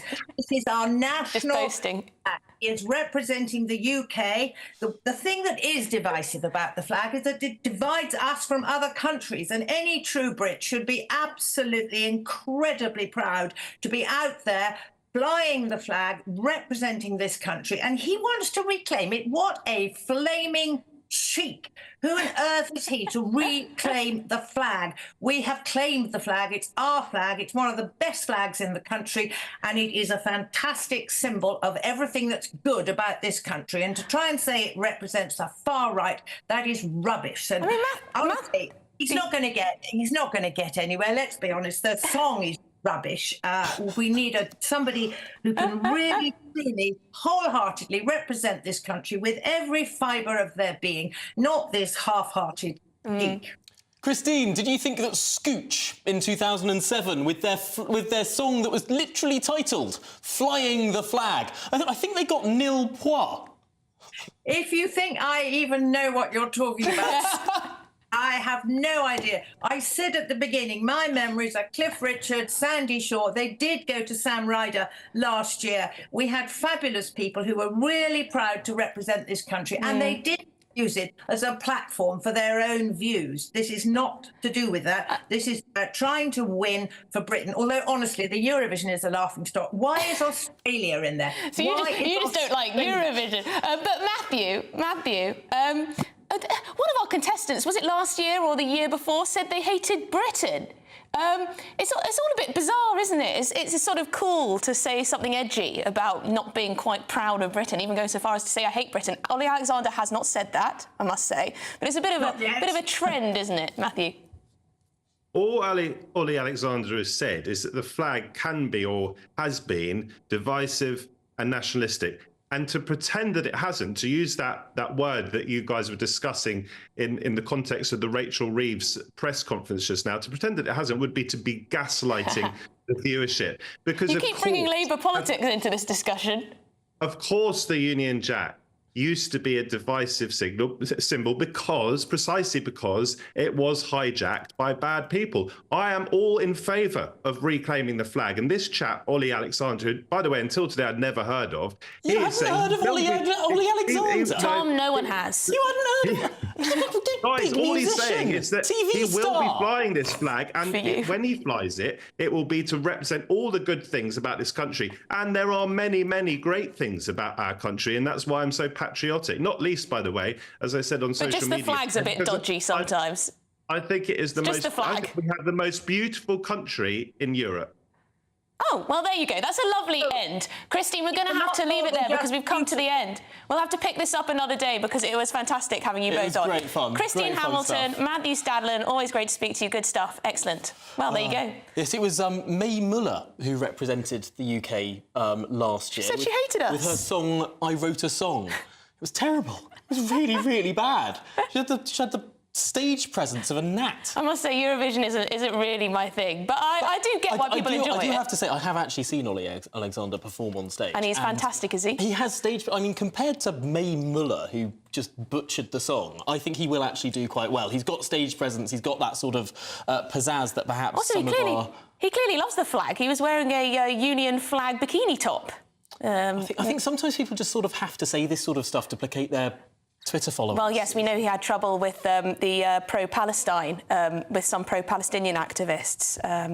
They said he should boycott because Israel are taking part in the Eurovision. So he got his knickers in a twist over that one. But he's getting rain from both sides. Yeah, he's getting rain from everywhere. Coming up, pro-Gaza candidates see big gains in the local elections. Is this a new force in British politics? We're going to get stuck into that after your headlines.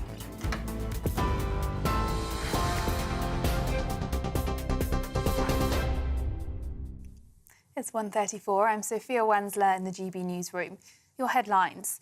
Downing Street has declined to blame a specific state or actor for a cyber attack on the Ministry of Defence. That's despite earlier reports suggesting China was the prime suspect. It's after a massive hacking attack compromised bank details and some addresses of serving defence personnel and veterans. Prime Minister Rishi Sunak says swift action has been taken. There are indications that a malign actor has compromised the armed forces payment network, but I do want to reassure people that Ministry of Defence has already taken action in removing the network offline, taking it offline and making sure that people affected are supported in the right way. Now, there's a limit to what I can say about this now, but the Defence Secretary will be making a full statement to Parliament later today. Israeli officials will travel to Cairo in the coming hours to consider whether the Hamas terror group can be persuaded to shift on its latest ceasefire offer. It's after Benjamin Netanyahu said the terms of the latest offer were far from meeting Israel's core demands. A spokesperson for the US State Department insists the deal is still absolutely achievable. And Ukraine's security service says it's caught Russian agents within the State Guard service who were plotting the assassination of President Zelensky.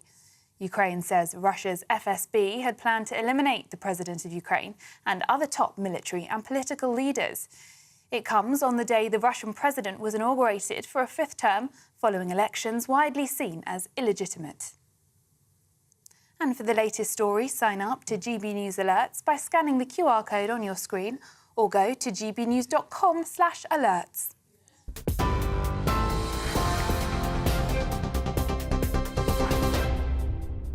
Cheers Britannia Wine Club proudly sponsors the GB News Financial Report.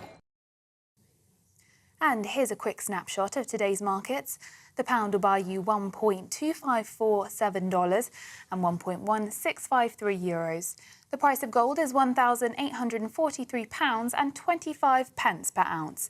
And the FTSE 100's at 8,299 points. Cheers Britannia Wine Club proudly sponsors the GB News Financial Report. Hello, very good day to you. Here's your latest GB News weather update brought to you by the Met Office. There may be a bit of fog around tonight, but through today it's looking largely dry. That's because we have high pressure building towards the southwest of us, and this high pressure is going to continue to build as we go through this week. That being said, there will be a few showers around today, especially across parts of England and Wales. Some of them could be a little bit on the heavy side. Most places, though, avoiding these. Across parts of Scotland, some thicker cloud bringing some outbreaks of rain here, but like I said, many areas staying dry, and there'll be some sunny breaks developing in the sunshine, feeling pretty warm, highs in the low 20s towards the south, a little bit cooler than this further north. A few more showery outbreaks perhaps as we go through this evening, but most of these easing overnight, so it does look like it's going to be a largely dry night, and we will see some skies clearing, but it's not going to turn particularly chilly. However, we do need to allow for some mist and fog patches to develop, both around coastal areas and perhaps inland spots where we see the clear skies developing too. Temperatures not dropping a huge amount, so a relatively mild start for most of us on Wednesday morning. Otherwise, as we go through the day itself and towards the northwest of the UK, a bit more cloud here and some outbreaks of rain pushing into far northwestern parts of Scotland and Northern Ireland. Elsewhere, a largely dry day and a good deal of sunshine developing through the cloud, in which it should feel a little bit warmer than today. Temperatures similar, perhaps a touch higher for some of us. See you again soon. The latest GB News travel. Hello, I'm Jules Buckley. The M1 in Leicestershire, just around Nottingham, junction 24 to 25. Emergency repairs on both sides of the carriageway, slow going and a lane shut. Between Evesham and the Teddington Hands roundabout in Tewkesbury, the A46 closed both ways at the scene of a collision. A collision too in Chepstow means the Wye Valley Link Road, the A466, that's currently closed both ways as well. Now that's shut between the A48 at the High Beach roundabout and the M48 at the junction 2 turn off. Clockwise M25 slow going, just heading towards the QE2 bridge. That follows an earlier police incident. There's a breakdown along that stretch too. Anti-clock long delays, Waltham Abbey 26 to Potters Bar at junction 24. That's in the roadworks there. Stop-start then on that anti-clockwise side. And that's the latest. You can stay up to date throughout the day by visiting our website, gbnews.com. Join me, Camilla Tominey, every Sunday at 9:30 when I'll be interviewing the key players in British politics and taking them to task. This report basically says that he's not fit to stand trial. With an upcoming election looming over Westminster, now is the time for clear, honest answers. I agree. And that's precisely what I'll get. Is he indecisive? Incompetent? That's the Camilla Tominey Show at 9:30 every Sunday on GB News, the People's Channel, Britain's election channel.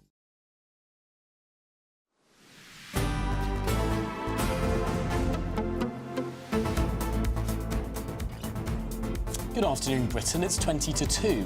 Now, the IDF, the Israel Defence Force, says that it has now operational control of the Gaza side of the Rafah crossing. It follows what the Israeli army say were targeted strikes against Hamas in eastern Rafah. And the ongoing war continues to be a significant issue back home here in the UK, of course, including for the Labour leader Sir Keir Starmer, whose party experienced an almost 18% drop in the party's vote in areas of England where more than a fifth are Muslim. A senior Labour official has, however, insisted the party wants better lives for Palestinian people as it prepares to win back these votes for the general election. Well, let's talk now to former Labour Party spokesman James Matthewson. Because, James, it's clear that the Labour Party is doing very well across the country on the whole.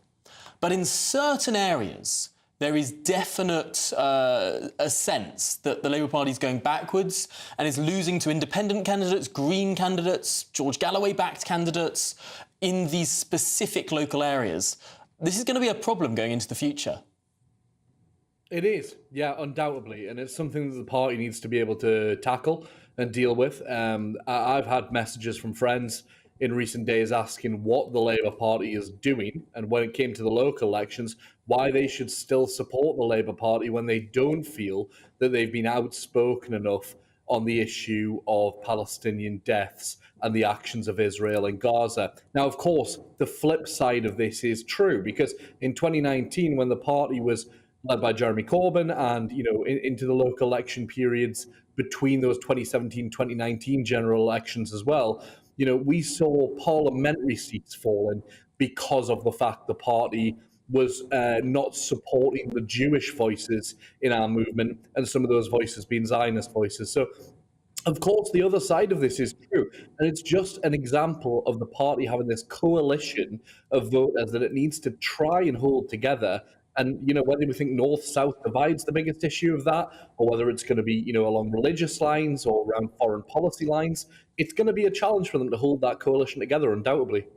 I mean, how seriously do you think Keir Starmer is going to be taking this pressure group called the Muslim Vote? It's been all over the press that they've got these 18 demands for the Labour leader. Now, they include things like recognising a Palestinian state, cutting off all military ties to Israel and so on. But they also include sort of demands for Sharia-compliant pensions in every workplace and for scrapping the extremism definition brought in by Michael Gove and other things that impact British people more directly. I mean, how seriously is he taking this? Is he just saying, oh, it's just a pressure group, don't need to bother about that? Or, could policy change because of this cohort of voters? I don't think they'll change policies because of that pressure group. If they change policies based on every single pressure group in the country, then they'll be in very difficult situations. Same with groups like the Green New Deal. They've supported independent candidates who are standing against Labour, and the party's taken a stand against that, not bowed to their pressure, done their own thing, and still beat those independent candidates at the local elections. So I don't think they'll be too concerned. However, there is the question here that the Labour Party needs to look and sound different to the Tories. And there is a moral quandary here, because I find it difficult to sit here and say, OK, yes, please support the Labour Party. I think they're the best vehicle in town, which I do, for change in Britain. However, it is very difficult when you see a situation in Gaza where over 13,000 children have now been killed. And we've got a situation in Rafah where Israel, has now taking control of those Rafah crossings, and we're seeing aid now restricted, and the UN speaking out about that. and But presumably Keir Starmer understands. Presumably Keir Starmer understands that it's incredibly important to have an ally in Israel for historical reasons and for current realpolitik. It's very important for him to show support for the Israeli state. There is, you're right, but it's my opinion, and I think the opinion of many people in this country now, that allies are not just allowed to get away with anything. Friends should be the ones who criticise the actions of friends when they're incorrect, and these are beyond incorrect. What we've seen Israel do in the past few months is absolutely despicable, and people are angry about it. And to misjudge that, any politician does that at their peril, in my opinion. Although, James, we are looking at a country that is very diverse geographically in terms of different areas backing different things. Keir Starmer knows that lots of Labour seats have high Jewish populations, but lots of Labour seats also have high Muslim populations. It's a difficult balancing act, and it might be a difficult time for him, given that there are now lots of Labour metro mayors across the country that sort of have their own personal mandates, don't have to take the Keir Starmer line on everything. It's of note that Richard Parker, the new West Midlands directly elected mayor who replaced Andy Street over the weekend, his very first policy tweet, not about bins, not about roads, not about transport, it was about Rafah. It was about the need for a ceasefire in Gaza. Is that a bit of a strange first policy tweet from the mayor of the West Midlands? I think rather than it being representative of being strange on his opinions and what he's decided to do, I think it's telling that there's clearly a situation, the population that he represents in the West Midlands, who are really, really concerned about the situation in Gaza and about Rafah especially, and that shows in the policy decisions he's making. Now, the party will be able to be a bit more hands-off with those metro mayors and say, OK, well, they're representative of these areas. That's kind of the beauty of devolution, really, is that they can represent different, unique bodies of people around the country. However, there will come a point where there has to be a line. And when Labour's in government, which it looks like it's heading to be so, it will become even more difficult for them to try and maintain those boundaries. Yeah, and James, there's quite a lot of accusations, just very quickly. There are accusations that the Green Party is harbouring sort of Jeremy Corbyn momentum types. Of course, we've all seen one of the councillors elected to the Leeds City councillor, shouting Allahu Akbar, saying this is for Gaza, etc., etc. Do you think that's true? Do you think a lot of the sort of momentum types have gone over to the Green Party? I think they've gone all over the place. I mean, I remember we had the Northern Independence Party formed, ironically in Brighton, which was hilarious. You've got these people kind of splitting off all over the place, starting their own movements. This is the left. This is what the left does. And for people like myself, who believe in left-wing politics, but from a pragmatic position, it's very, very difficult. And it's always been an issue of heartbreak for us to be able to say our views aren't represented because people split off all over the place. I think the Greens will have some of them, the Lib Dems will take some of them, and they'll go all over the shop. They really will. And the People's Front of Judea and the Judean People's Front. James Mathieson, former Labour Party spokesman, really appreciate your time. Thank you. Yes, coming up, an M&S burglar has become the first person to be jailed under a private prosecution. What does this mean, and what does it say about the police? This is Good Afternoon Britain. We're on GB News.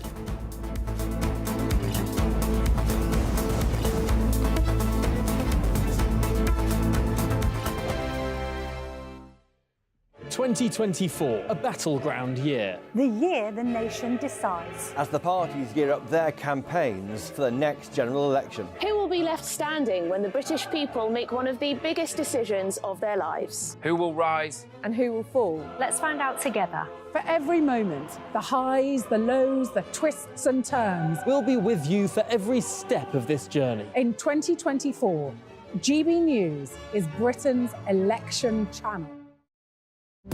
GB News is the home of free speech. We were created to champion it, and we deliver it day in, day out. Free speech allows us all to explore and debate openly the issues most important to us, our families, and of course, the British people. Having challenging conversations to enlighten each other. Which is why we hear all sides of the argument. We are the People's Channel. We will always stand by the freedom to express yourself. On TV, radio, and online. This is GB News, Britain's news channel. to Jacob Rees-Mogg's State of the Nation, Monday to Thursday from 8 p.m. The International Monetary Fund has estimated that Russia will outgrow all advanced economies in 2024. This is in spite of all the sanctions the West has imposed on Russia, in spite of its removal of the SWIFT banking system, in spite of the fact that Germany has almost entirely weaned itself off Russian gas, and in spite of the 50,000 soldiers who have died and the endless resources it has poured into the Ukraine war. So, what are we missing here? Why is Russia going to grow more than the rest of us? Well, it's simple. Russia is willing to make use of its own energy resources to provide abundant supply to its citizens. Increased supply means lower prices, and cheap energy is inextricably linked to economic growth. But since 2008, the United States has grown at twice the rate of the United Kingdom. The big difference is that America has much lower energy prices, while the UK insists on masochistic green policies. But it's no surprise that the Green fanatics in the Scottish government, where they know how to be fanatics, have had to backtrack on their flagship greenhouse gas reduction target. The SNP has committed to reducing Scotland's CO2 emissions by 75% by 2030. Now, the Climate Change Committee has reviewed its policy and advised that the absurd reduction target is out of reach. Can we accept the CCC's recent re-articulation that this Parliament's interim 2030 target is out of reach? We must now act to chart a course to 2045. It is time to recognise the truth that net zero by 2050 is unrealistic and unaffordable. It's time we rid ourselves of this foolish and costly idea that will simply make people cold and poor. We need to prioritise cheap energy for Britain's consumers and for companies, for industry, enabling economic growth that will benefit us all.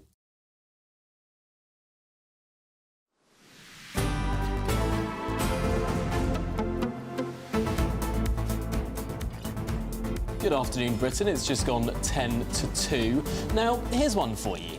A burglar who broke into an M&S shop and stole £500 worth of steaks, as well as 20 bottles of Prosecco. Standard night in? I don't know how he'll fit it out. Anyway, he's become the first shoplifter to be jailed in a private prosecution. Yes, David Hansen, he had 105 previous convictions, nice guy, including 33 burglaries, was caught in the act and arrested by 2 detectives from a private policing company. The ONS say shoplifting is at its highest level since records began.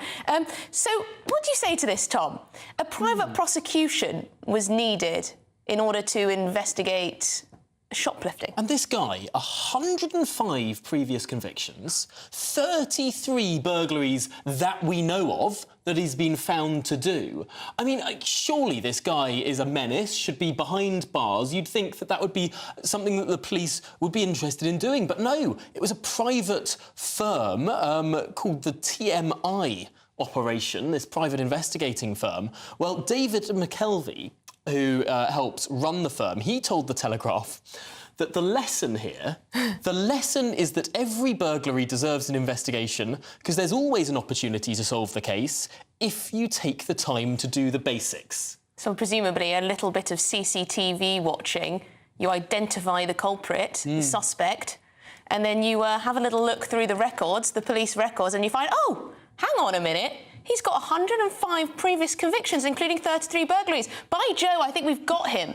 Yes, and here's the thing, it's the basics. It's not doing anything more than what they did. They recognised him on CCTV, and they saw that he usually went to the same places, he went to the same haunts, as they told The Telegraph, and then they arrested him. I mean, this is not beyond the wit of man. It's the very basic level of policing.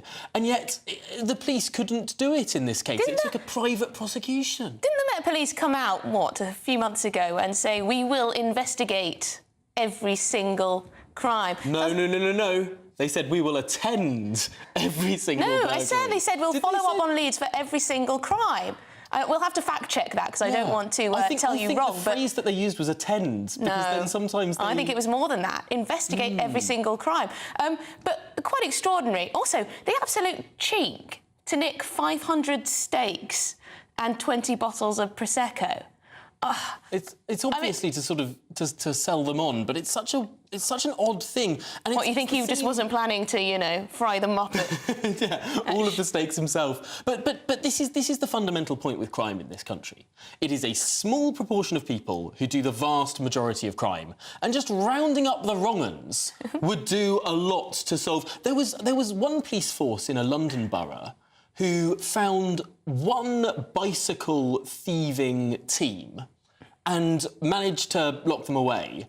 And something like 80% of bicycle thefts fell away. It was a miraculous... Just a few wrong-uns. It's just a small number of people doing a huge amount of the crime.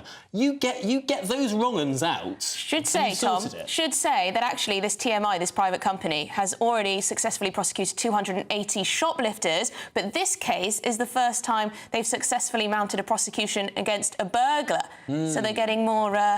They're getting better at their job, clearly. Definitely. Well, I mean, clearly the answer here is more private investigations. Maybe we just need a private police force. Yeah. Privatise it. Well, there you go. Privatise the police. Yay or nay? Coming up, is Sunak finally sunk? That's a rather big question to end the hour on, but we'll be back in a very short time. A brighter outlook with Box Solar, sponsors of weather on GB News. Hello again, here's your latest GB News weather from the Met Office. Whilst there will be a bit of rain, particularly across northwestern Scotland this week, for many it's looking largely dry. That's because we have high pressure currently to the southwest of us, but this is going to build and dominate the weather across the UK as we go through this week. That being said, there are a few showers around at the moment. Most of those will ease as we go through the end of the day, taking us into a pretty dry night. There will be some clear skies developing, allowing for a few mist and fog patches to develop, both inland where we get the clear skies and also around some more coastal parts too. But temperatures aren't going to drop a huge amount, most places staying in low double figures or perhaps high single figures in some areas. As we go through Wednesday itself then, a bit of rain then pushing into parts of northwestern Scotland, perhaps fringing the far northwest of Northern Ireland too. Otherwise, staying dry apart from one or two showers around, and we are going to see some decent bright sunny weather too. It may not be wall-to-wall blue skies, but most of us will see some sunshine at times. Temperatures in the sunshine are going to rise quite nicely, many places getting into the high teens or even low 20s Celsius. As we look ahead to Thursday, and it's a similar day, perhaps a little bit more rain across more central northern parts of Scotland, but elsewhere across England, Wales and Northern Ireland, plenty of fine, bright weather to be had and still some warm sunshine. More warm sunshine to come as we go through Friday and into the weekend. By Saturday, temperatures likely to be in the low to mid-20s. See you later. That warm feeling inside from Boxed Boilers, sponsors of weather on GB News. It's the biggest cash prize we've given away to date. An incredible £20,000 that you could use however you like. And because it's totally tax-free, every single penny will be in your bank account to do whatever you like with. £20,000 in tax-free cash really could be yours this summer. But you've got to be in it to win it. For another chance to win £20,000 in tax-free cash, text PRIZE to 63232. Text costs £2 plus one standard network rate message. Or post your name and number to GB05 PO Box 8690 Derby DE1 9TT. UK only. Entrance must be 18 or over. Lines close at 5 p.m. on the 31st of May. Full terms and privacy notice at gbnews.com/win. Please check the closing time if listening or watching on demand. Good luck. Your weekend starts here with Friday Night Live with me, Mark Dolan, 8 till 9 on GB News. Big stories, big guests and big laughs as we get you ready for a cracking weekend. That's Friday Night Live with Mark Dolan. Fridays 8 till 9 on GB News. Bring your own drinks. The admission's free. Every Sunday from 11, join Michael Portillo. There will be topical discussion, looking at the week before and the week to come. So kick back and relax at 11 a.m. on Sundays on GB News with me, Michael Portillo. GB News, the People's Channel, Britain's news channel. GB News is the home of free speech. We were created to champion it, and we deliver it day in, day out. Free speech allows us all to explore and debate openly the issues most important to us, our families, and of course, the British people. Having challenging conversations to enlighten each other. Which is why we hear all sides of the argument. We are the People's Channel. We will always stand by the freedom to express yourself. On TV, radio and online. This is GB News, Britain's news channel. I'm Andrew Doyle. Join me at 7 o'clock every Sunday night for Free Speech Nation, the show where I tackle the week's biggest stories in politics and current affairs with the help of my 2 comedian panellists and a variety of special guests. Free Speech Nation, Sunday nights from 7 on GB News, the People's Channel, Britain's news channel. Join me, Camilla Tominey, every Sunday at 9:30 when I'll be interviewing the key players in British politics and taking them to task. This report basically says that he's not fit to stand trial. With an upcoming election looming over Westminster, now is the time for clear, honest answers. I agree. And that's precisely what I'll get. Is he indecisive? Incompetent? That's the Camilla Tominey Show at 9:30 every Sunday on GB News, the People's Channel, Britain's election channel.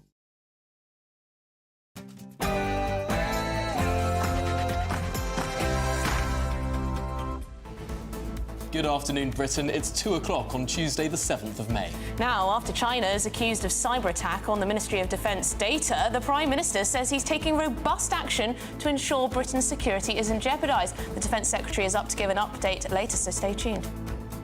More than 21,000 asylum seekers have gone missing in Britain over the last 5 years. That's according to official figures obtained from the Home Office. We're asking, where on earth are they? And meanwhile, the European Union is looking to copy Britain by signing Rwanda-style deals with other African countries. We'll have the details. And ensuring that scenes like this aren't repeated during Euro 2024. Senior officers reveal how they'll prevent football hooligans travelling to Germany for this year's tournament.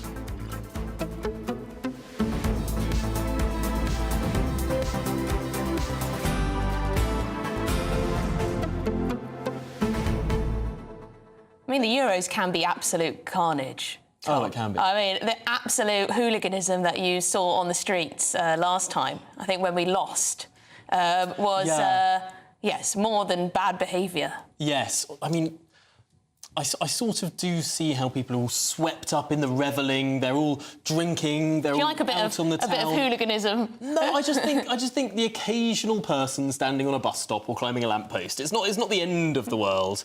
The problem is when it becomes violent, and I think in some small isolated cases it did, which is obviously unacceptable. Yeah. So Mark White, our Home and Security editor, has been listening to what these senior officers are going to say about how they're going to prevent football hooligans from travelling to Germany for this year's tournament. Official Foreign Office advice for Brits going to Germany, which was yes.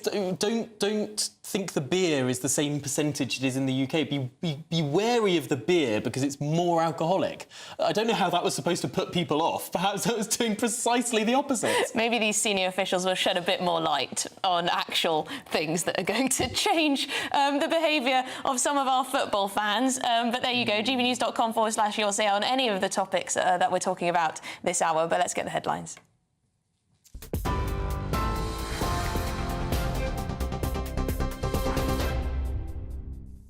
Good afternoon, it's 2 minutes past 2. I'm Sophia Wensler in the GB newsroom. The Shadow Chancellor says Britain's economy is in a worse state than many people think. In a speech in London earlier, Rachel Reeves said the Conservative government isn't being honest with voters. The Conservatives are gaslighting the British public. They say we've turned a corner and they ask people to stick with the Conservative Party. But it is those very Conservatives who are set to leave the average household £870 worse off through stealth taxes and increases in council tax. The Prime Minister claims that he is delivering for the country. But the British people did not order what this Prime Minister is delivering. Now, Downing Street has declined to blame a specific state or actor for a cyber attack on the Ministry of Defence. That's despite earlier reports suggesting China was the prime suspect. It's after a massive hacking attack compromised bank details and some addresses of serving defence personnel and veterans. Prime Minister Rishi Sunak says swift action has been taken. There are indications that a malign actor has compromised the armed forces payment network, but I do want to reassure people that Ministry of Defence has already taken action in removing the network offline, taking it offline and making sure that people affected are supported in the right way. Now, there's a limit to what I can say about this now, but the Defence Secretary will be making a full statement to Parliament later today. In other news, Israeli officials will travel to Cairo soon to consider whether the Hamas terror group can be persuaded to shift on its latest ceasefire offer. It's after Benjamin Netanyahu said the terms of the latest offer were far from meeting Israel's core demands. The talks are reported to have stumbled over Hamas's refusal to free more hostages without a compromise of a permanent end to the conflict.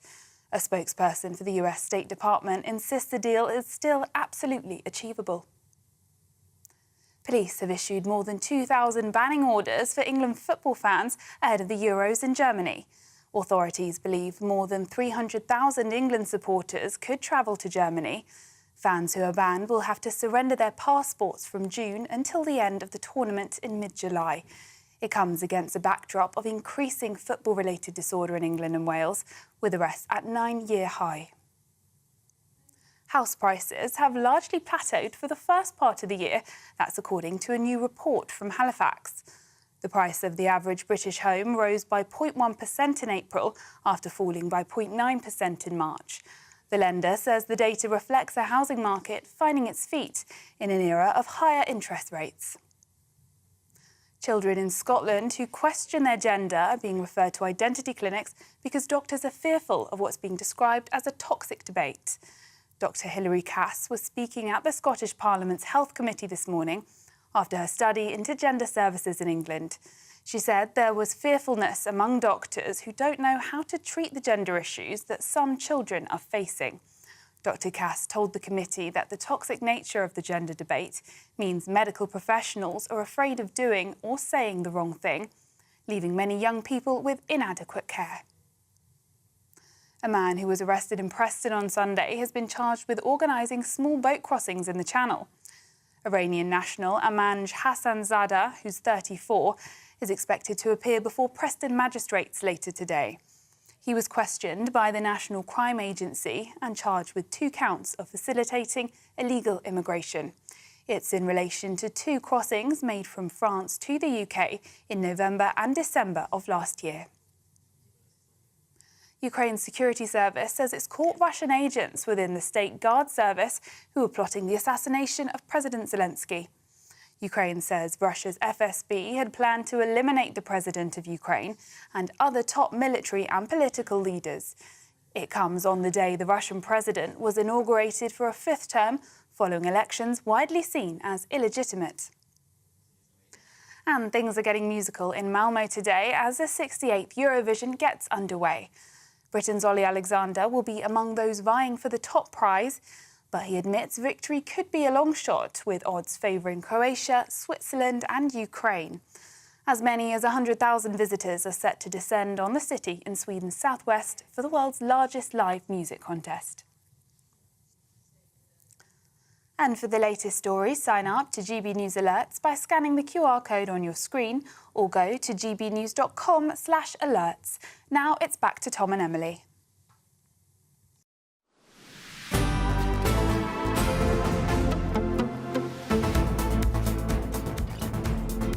Good afternoon, Britain. It's 7 minutes past 2. Now, the Prime Minister has spoken in the last hour about the alleged cyber attack on the Ministry of Defence, that data breach by China. Rishi Sunak says that he's taking the matter seriously and is acting to ensure Britain's security isn't at risk from hostile states. Well, there are indications that a malign actor has compromised the armed forces payment network, but I do want to reassure people that Ministry of Defence has already taken action in removing the network offline, taking it offline and making sure that people affected are supported in the right way. Now, there's a limit to what I can say about this now, but the Defence Secretary will be making a full statement to Parliament later today. Well, I'm sure they're feeling reassured. Reassured? Reassured. Reassured. Well, the Defence Secretary, Grant Shapps, is going to update MPs a little later on that hacking of the database containing those details of armed forces personnel. Now, China has been accused of being behind this. Indeed, Prime Minister Rishi Sunak said China has fundamentally different values to ours. Well, the third-party payroll system that was hacked, potentially compromising the bank details of those serving personnel and some veterans. But the spokesperson for the Chinese embassy in the UK said that this so-called cyber attack against the UK completely fabricated and malicious slanders against China. Yes, they're having none of it. They're having none of it. No. You'll be able to watch the statement from Grant Shapps live on GB News a little bit later. But let's cross over to the Ministry of Defence because GB News political correspondent Olivia Utley is there for us. So we're being told to feel reassured by the government. Are we going to get a bit more detail from Grant Shapps?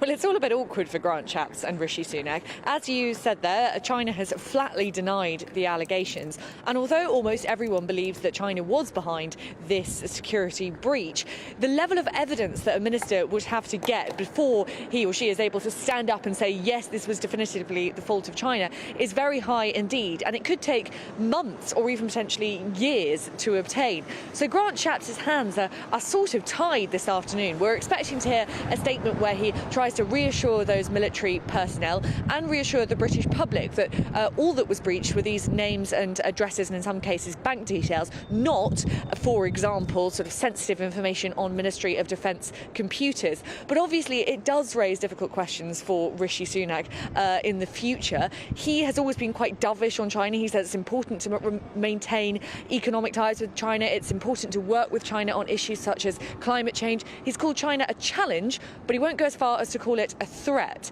Over the next few weeks, I expect we'll see lots of Conservative backbenchers put a lot of pressure on the Prime Minister to go that step further and to designate China as a threat. Will he or won't he? My instinct is that he will probably hold off. But of course, as we know only too well, the Prime Minister is in a very, very precarious position politically at the moment, and he really, really can't afford to anger his backbenchers. There's a considerable number, a significant number of his backbenchers and also senior Conservatives who have essentially been begging him to up defence spending and asking him to take this threat far more seriously than the government has so far. Quite a lot of pressure. Huge amount of pressure. The government has now pledged to raise defence spending by a little bit, but not as much as most Conservative backbenchers would like to see. It'll be really interesting to see how Labour responds to this as well, because there's a lot of pressure on Labour too to raise defence spending to that 3%, that all-important 3% number. So far, Labour haven't gone as far as to do that, but it could be that this is what pushes them forwards. We know that Labour are very much trying to steal the Conservative clothes on defence, which is an issue which traditionally people trust the Conservatives more on. Might it be that now this breach has taken place, Labour feels that it could gain some ground by promising to up that defence spending to 3%? Well, thank you very much indeed, Olivia Utley, GB News political correspondent there in central London, outside the Ministry of Defence. We'll be bringing you that statement from the Defence Secretary, Grant Shapps. Will he change policy in any way towards China? Lots of calls for all sorts of sanctions, but could our economy take it? Yeah. Let's go back to that story we brought you a little bit earlier, however. This burglar who broke into an M&S shop, stealing £500 worth of steaks and 20 bottles of Prosecco.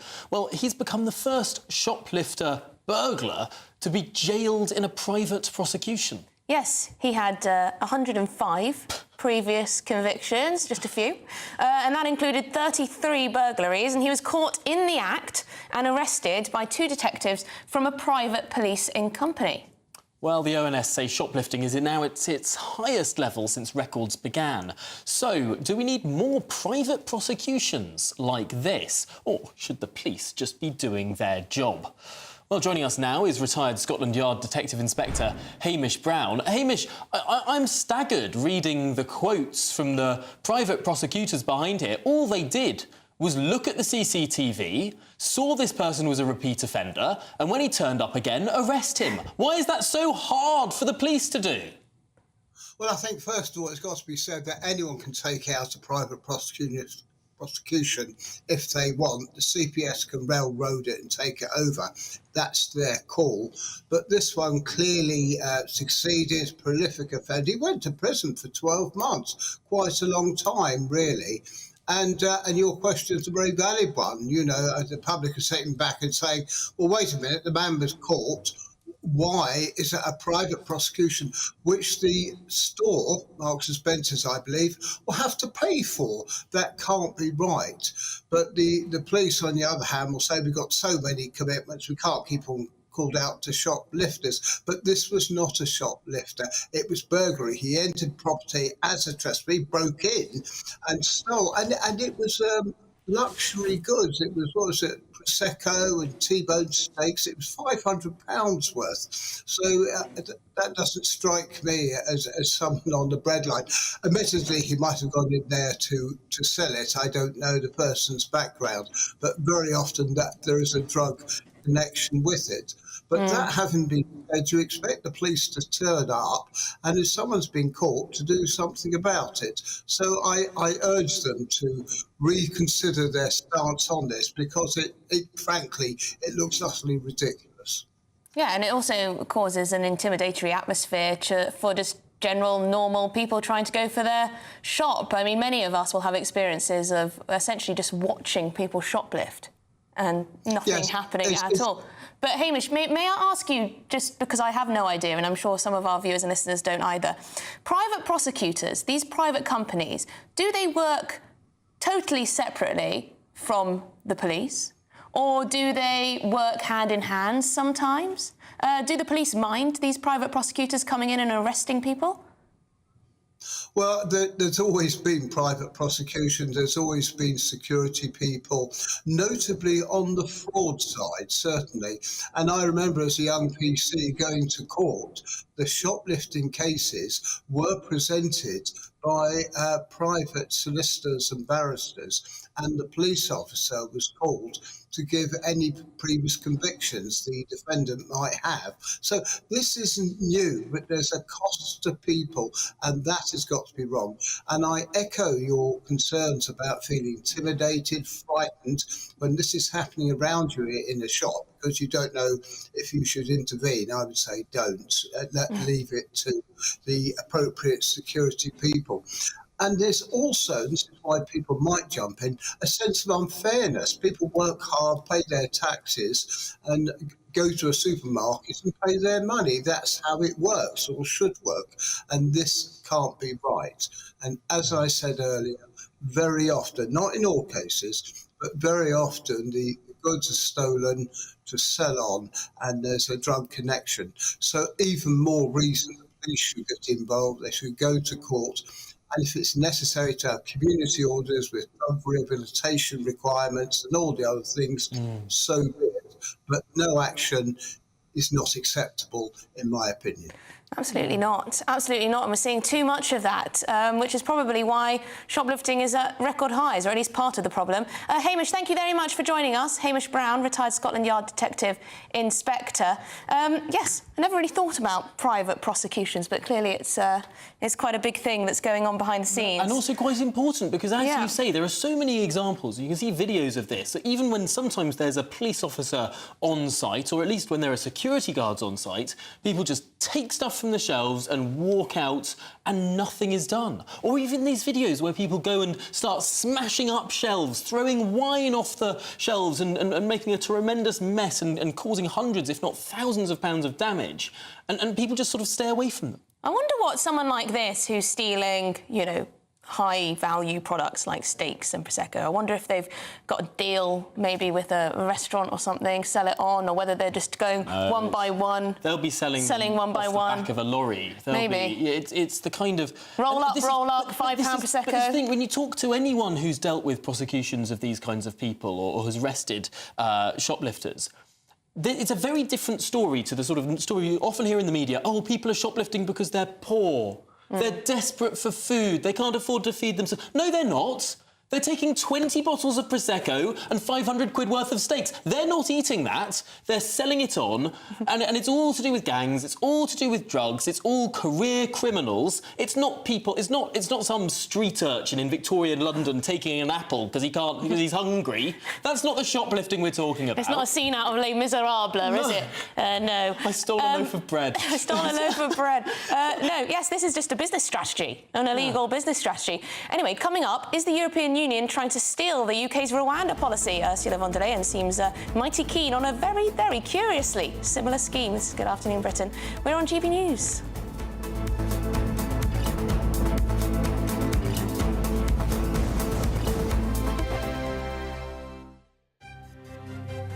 GB News Breakfast, every day from 6 a.m.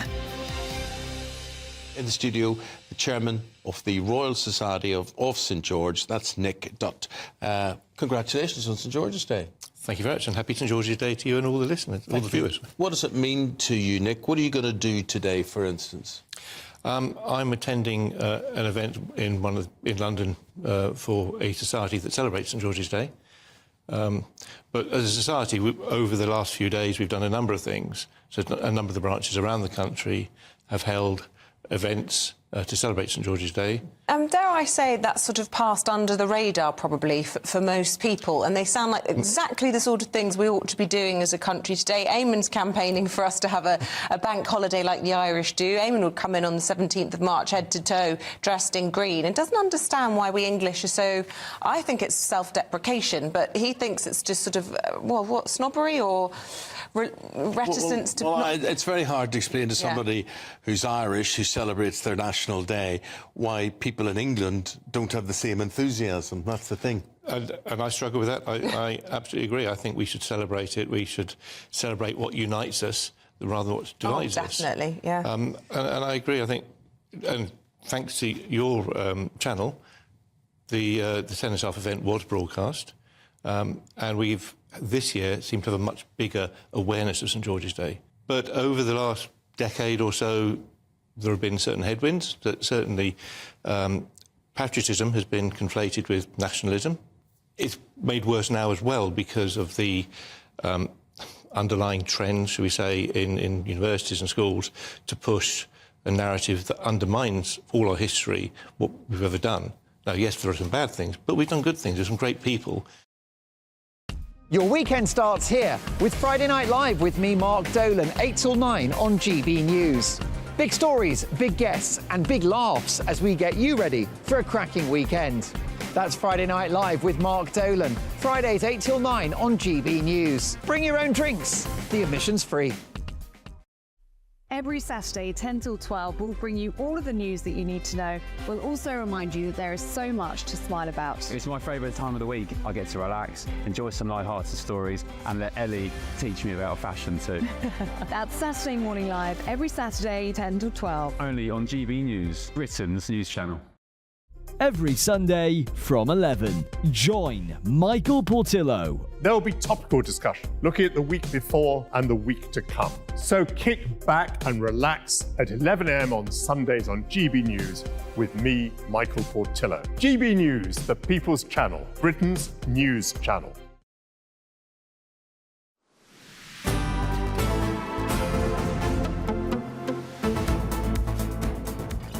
Well, good afternoon, Britain. It is 2:22 in the afternoon, and we want to get to some of your views because we had a bit of a feisty debate earlier, a proper ding-dong between Christine Hamilton and Matthew Stadlen over this Ollie Alexander. He's our Eurovision candidate. What do you call him? You called him a candidate. Yeah, he's not a candidate. I'm politics on the brain. Representative.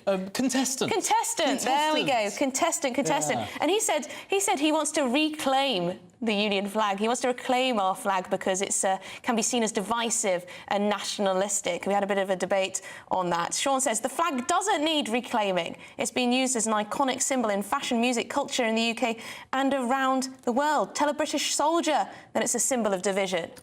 There you go. Strong stuff. No, it certainly seems that a lot of people were on the side of Christine Hamilton. Yes, Claudette said, what flag is not nationalistic? I ask you.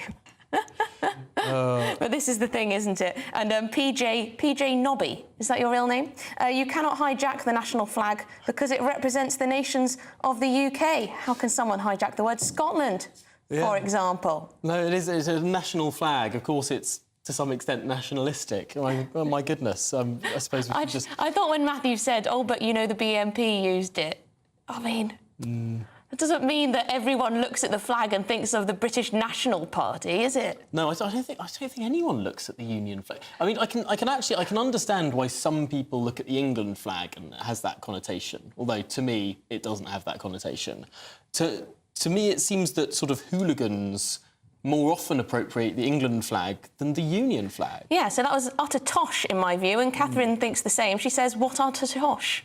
Our flag doesn't need to be reclaimed. So there you go, strong stuff from you at home. Yes, well, good debate nonetheless. Definitely a good debate. Although it was interesting, we also spoke a little bit about the Labour Party's issues with these demands from a Muslim group, these 17 demands on Keir Starmer that he must recognise... 18 demands.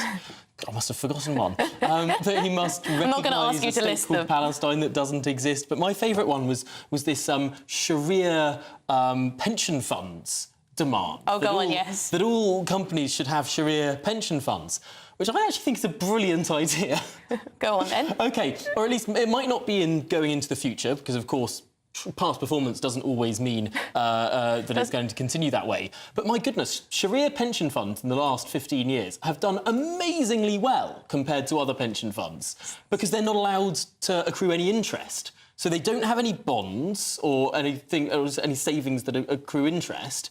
Instead, they're all in equities, which have done very, very well, and mixed funds have done less well. So it's a bit of a quirk of the low interest rate environment that we've had over the last 15 years or so, that Sharia funds have actually done stonkingly, amazingly well. Well, there you go. There's a policy that Tom Harwood's getting behind. Very interesting. gbnews.com/your say. Perhaps these Sharia pension funds aren't such a bad idea. Although in a high interest rate environment, they would be a terrible idea. Okay. So, you know, it's yeah. There you go. There you go. Past performance does not always indicate future performance. There you go. You don't get better investment advice. We do not give investment advice. Anyway, absolutely not. Shall we get to some curious news from the continent now? Because the President of the European Commission, Ursula von der Leyen, has explained how the EU is seeking third country investment and migration deals with African countries like Tunisia and Egypt. Does that sound familiar? Ursula von der Leyen added that these deals mean Europeans are the ones who decide who comes to the European Union and under what circumstances. Tough talk. It should be said that these are deals being sought, not yet in effect. But of course, this all comes as the European elections near next month, and tensions are brewing across the EU over growing numbers of migrants. Yes, well, President of the French anti-European Union group, Reprenons le Contrôle, Charles-Henri Gallois, joins us now. Thank you very much for joining us, Charles-Henri. Really great to speak to you. Is this a change of tone from Ursula von der Leyen? And how do the French people view this? I think you spot it right. I mean, there is a European election coming over, so they know that Europeans and French people in particular are quite fed up about mass immigration. So they are trying to say tough elements and to say we are going to do a roundup scheme. But if you look at the reality, the European Union they just passed the Asylum and Migration Pact, which will allow the EU to let's say share and allocate migrants between the different countries. And you have nothing to say otherwise. You will have to pay a 20,000 fine per migrant you refuse. And if you listen to the Commission members, Ms. Johnson, for example, you know that there are more or less 3 million migrants per year, legal migration within the EU. And she said that in the coming years, due to older population, we should lose 1 million more, so to have 4 million people coming each year. So I mean, the act and the reality are quite different from what von der Leyen is saying right now, just before the European elections. Yes, there must be an election coming up close. Often politicians do this when the elections come up close. But I suppose if it is true that they are seeking these sorts of deals, it is quite a large smack of hypocrisy, really, because we've heard a lot of European leaders say that the British Rwanda scheme is a dreadful anti-European thing that goes against the values of the continent.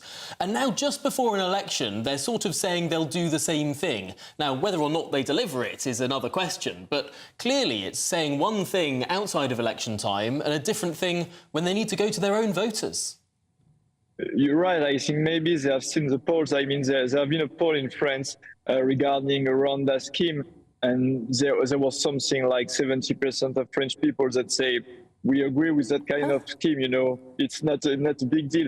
And you had all the big mainstream media and all the Euro fanatics, such as Macron party, say it's inhuman, against human rights and so on. But I mean, the French people, they know what's good and what's not good.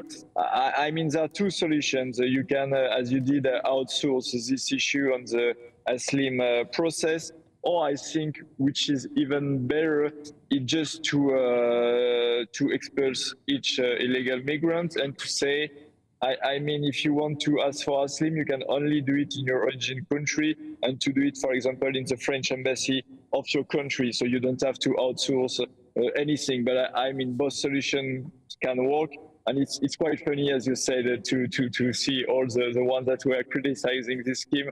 Now they say maybe we should do it, but at its EU scheme, it would be wonderful. When it was only a national scheme, it's awful. Yes, it was Macron who said that it's against European values. I can't remember what platform he was on for that particular comment, but he said it. Interesting, Ursula von der Leyen saying Europeans are the ones who decide who comes to the European Union and under what circumstances. I mean, do the French people believe that? No, I think they don't believe any word of it, because as I said, there is a Asylum and Migration Pact. And, you know, the EU, whether it's within the Schengen area or even it is a legal migration policy with the family scheme to have more migrants, when you look at the pact, it's quite different from what they say. I mean, it's because it's before an election, maybe as the Rwanda scheme for the Conservative Party, because they see that now Reform UK is going up. So, and if you look at the reality of the figures, legal migration has increased in the UK over the past year. So I think it's maybe just a reaction before election. And it's thanks to Reform UK here. And it's thanks to, let's say, Eurosceptic parties in the EU that they are now moving to this. But I don't think they will really act. They're just waiting for the election, and we will see what's next. Well, thank you very much indeed for your time, Charles-Henri Gallois, who is president of the French anti-European Union group, Reprenons le Contrôle. Yeah, it's really, really interesting that looking at all of these polls, the European Union Parliament is going to be not in a majority, but perhaps in the largest set of sort of parties of the right that has ever been elected to that parliament in this election. Now, of course, the parliament doesn't really get to say, doesn't have that much control. In fact, in the 2019 elections, it was none of the lead candidates of any political group that became the Commission president. The council just imposed Ursula von der Leyen. The parliament was able to vote yes or no, and no other choices. The European Union, the European Commission is the beast with the power. But it'll be interesting if there are more and more Eurosceptics within the European Parliament. What does that look like for the future of the European Union? I mean, how much longer can they continue as is if the Parliament is packed with people who don't believe that the European Union should exist? But perhaps that's getting ahead of ourselves. But coming up, pro-Palestine activists are accused of disrupting a Holocaust memorial march. Does this show that some of these pro-Palestine protests are spiralling out of control? And the march was at Auschwitz. It's pretty horrendous stuff. Incredible. Your latest headlines.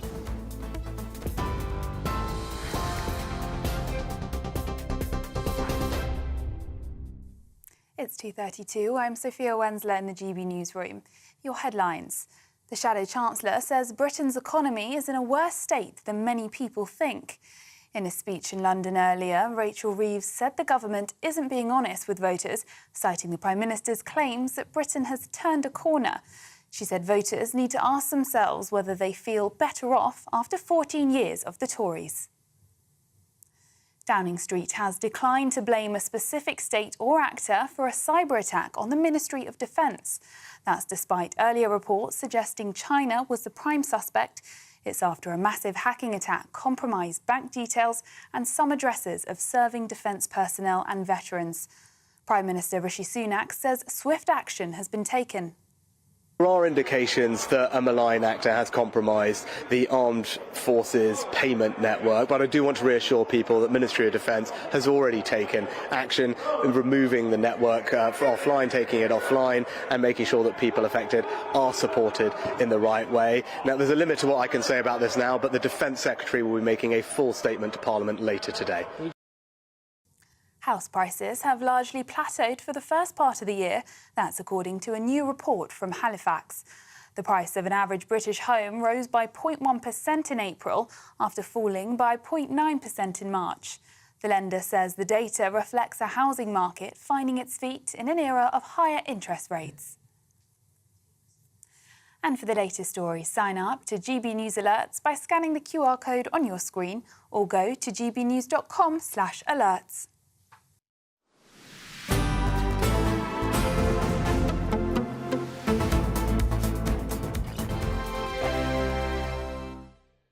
Hello, very good day to you. Here's your latest GB News weather update brought to you by the Met Office. There may be a bit of fog around tonight, but through today it's looking largely dry. That's because we have high pressure building towards the southwest of us, and this high pressure is going to continue to build as we go through this week. That being said, there will be a few showers around today, especially across parts of England and Wales. Some of them could be a little bit on the heavy side. Most places, though, avoiding these. Across parts of Scotland, some thicker cloud bringing some outbreaks of rain here, but like I said, many areas staying dry, and there'll be some sunny breaks developing in the sunshine, feeling pretty warm, highs in the low 20s towards the south, a little bit cooler than this further north.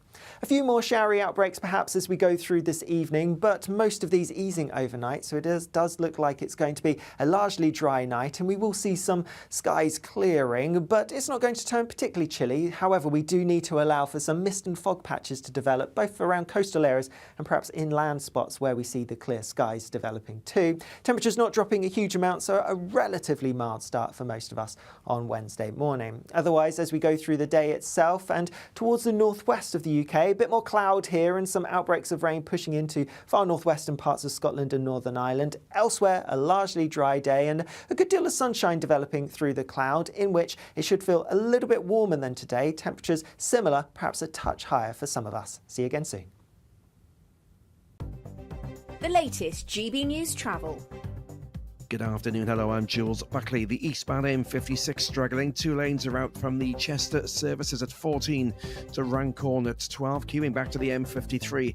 A collision means delays both ways, but to the bumps on the eastbound side. Emergency repairs on the M1. A lane shut slow going around Nottingham, 24 to 25, and both sides of the M12. Chesterfield 29 to Worksop at junction 30. An obstruction causing queues on the westbound M4. A lane shut Langley at 5 towards Slough and Windsor at 6. Now the M25 blocked both ways, 27 to Brentwood 28, and big queues for a van fire. A 3-mile queue, 2 lanes shut too, and the anti-clockwise side at junction 18 for Chorleywood.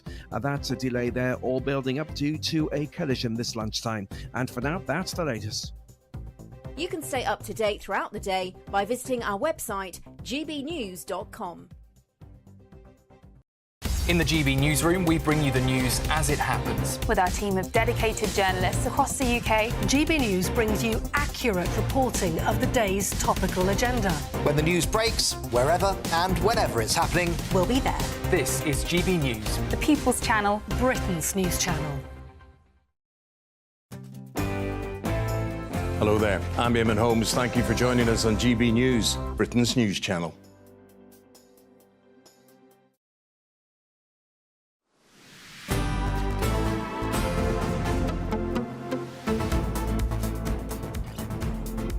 Good afternoon, Britain. It's 37 minutes past 2. Now, an extraordinary story here. Pro-Palestinian protesters disrupted a remembrance march to honour the victims of Nazi atrocities at the site of the Auschwitz concentration camp. Yes, demonstrators, they chanted slogans, displayed Palestinian banners and flags reading "Stop Genocide." Some even wore yellow badges in the shape of stars, which appear to resemble those that the Nazi authorities forced Jews to wear shortly after the German invasion of Poland back in 1939. Well, we can now speak with the Israeli journalist Yotam Confino, because, Yotam, this is an annual march that happens at Auschwitz. It honours the memory of the 6 million Jews killed in the worst atrocity of human history. And it's being protested. Yeah, I thought we reached rock bottom when Jewish students were barred from entering certain areas on campuses in the United States, but apparently there is a new low, and that is going to Auschwitz to demonstrate against Holocaust survivors who have nothing to do with what's happening in Gaza. We have to also mention that some of those who participated in the March of Living this year were survivors from the October 7th massacre, and some of whom lost people on October the 7th. I'm yet to understand what the purpose of this protest is, other than being extremely anti-Semitic. It has nothing to do with Palestinian lives, with a two-state solution, with anything. It's just blatant anti-Semitism. And it's not the only example. Of course, this is as disrespectful as it gets, but we see a lot of very, very atrocious marches across the world with blatant anti-Semitism. London is, of course, one of those places. And let's be frank, aside from this horrific display, protests are erupting across the entirety of the world. They have been for months. They have been for months since this all kicked off. Benjamin Netanyahu, how is he speaking to the public about all this? I mean, huge criticism from leaders across the world to their actions. What's he saying? So Netanyahu has, as expected, condemned many of those protests, especially at the US campuses, because the signs of anti-Semitism have been so clear. They've had Zionist-free zones. They've called on Hamas to bomb Israel. They've called on Hamas to assassinate Israelis. They are chanting Hamas slogans. It's so vile that the state of Israel has to react when Jews are being threatened the way they are. And we've also seen mob-like mentality in New York, for example, on the streets, not on campuses, but on the streets, where people attack Jews. We've seen the same in London. We've seen it in Paris. We've seen it so many places, even in Denmark, where I'm from, which is a relatively small country with a very tiny Jewish community. But the anti-Semitism there is just extreme. I've experienced it myself, but I know that the community is struggling a lot with this, including during demonstrations. On Sunday, for example, demonstrators at a pro-Palestinian march vandalized the Jewish memorial from World War II. Again, has nothing to do with Gaza. You're not targeting the right people. You're targeting Jews, and they should not be punished for what's happening in Gaza. And it's such a difficult thing here because, of course, there is a huge amount of suffering in Gaza. Rafah, of course, was entered in the last 24 hours. What's the very latest with the peace negotiations? Because there's been a lot of confusing headlines about whether a peace agreement had been reached or it hadn't been reached, who'd agreed to what. Where are we? Confusing headline is a very good way to frame this. It's sad to see how easily Hamas manipulates the media. Every time Hamas issues a statement, it's being repeated word for word as if it's the truth. So yesterday, Hamas said, we have agreed to a ceasefire proposal. And the whole world thought, whoa, there's a ceasefire now, and everyone was caught by surprise. Now, that's not what happened. Hamas came with a new ceasefire proposal, which they knew was unacceptable to Israel. Basically, they just stuck to their core demands, which is full Israeli withdrawal from Gaza and a permanent ceasefire, something they have been sticking to for months. There was nothing new about what they said yesterday. So not only did they mislead the media, they also managed to single-handedly put the ball into Netanyahu's court as if he's now supposed to turn down a ceasefire, which technically he is, but there is nothing in this proposal that shows an iota of flexibility. So that's what happened yesterday. And then, of course, the operations in Rafah have begun. Israel has killed some 20 terrorists in the past 24 hours. We also hear about civilians being killed. We knew that that was going to happen because there are so many civilians in this area. So it's just a disaster waiting to unfold, really. And what about the issue of aid? Many people are rightly concerned that the people in Gaza aren't receiving the aid that they desperately need. The IDF is saying that the crossing is open. British charities are saying, well, one British charity at least, is saying that actually no humanitarian aid is getting in. So the whole issue about humanitarian aid is one of the most difficult to cover and to understand because there's so much misinformation that's spreading. It's true that, of course, there are certain areas in Gaza where humanitarian need is needed.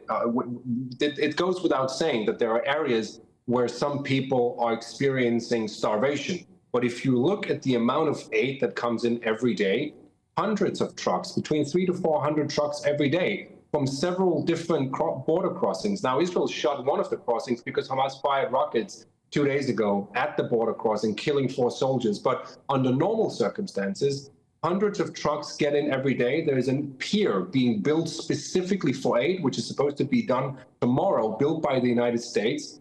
Aid is being dropped from the air, but we know that Hamas is taking some of this aid. The United States said it 2 days ago, that some of the aid that entered one of the crossings was hijacked by Hamas, and we've known this for months. For some reason, and I'm also yet to understand that, the NGOs put zero blame on Hamas, none. They don't hold them responsible for hijacking any aid, but all blame goes to Israel, which is maybe failing to do a good job, but at least they're trying to get some of the aid in.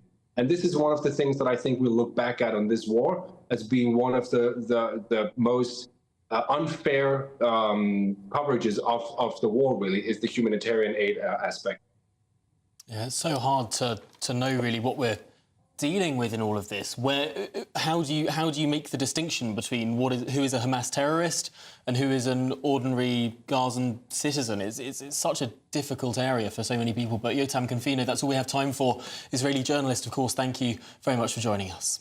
Just an Auschwitz remembrance march to remember those who were slaughtered by the Nazis, to then decide I'm going to go rock up there and protest.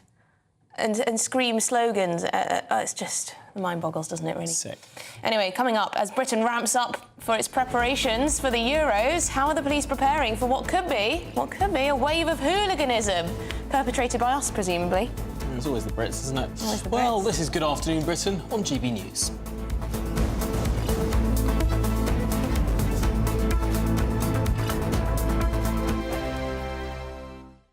Dubes & Co. Weekdays from 6 p.m.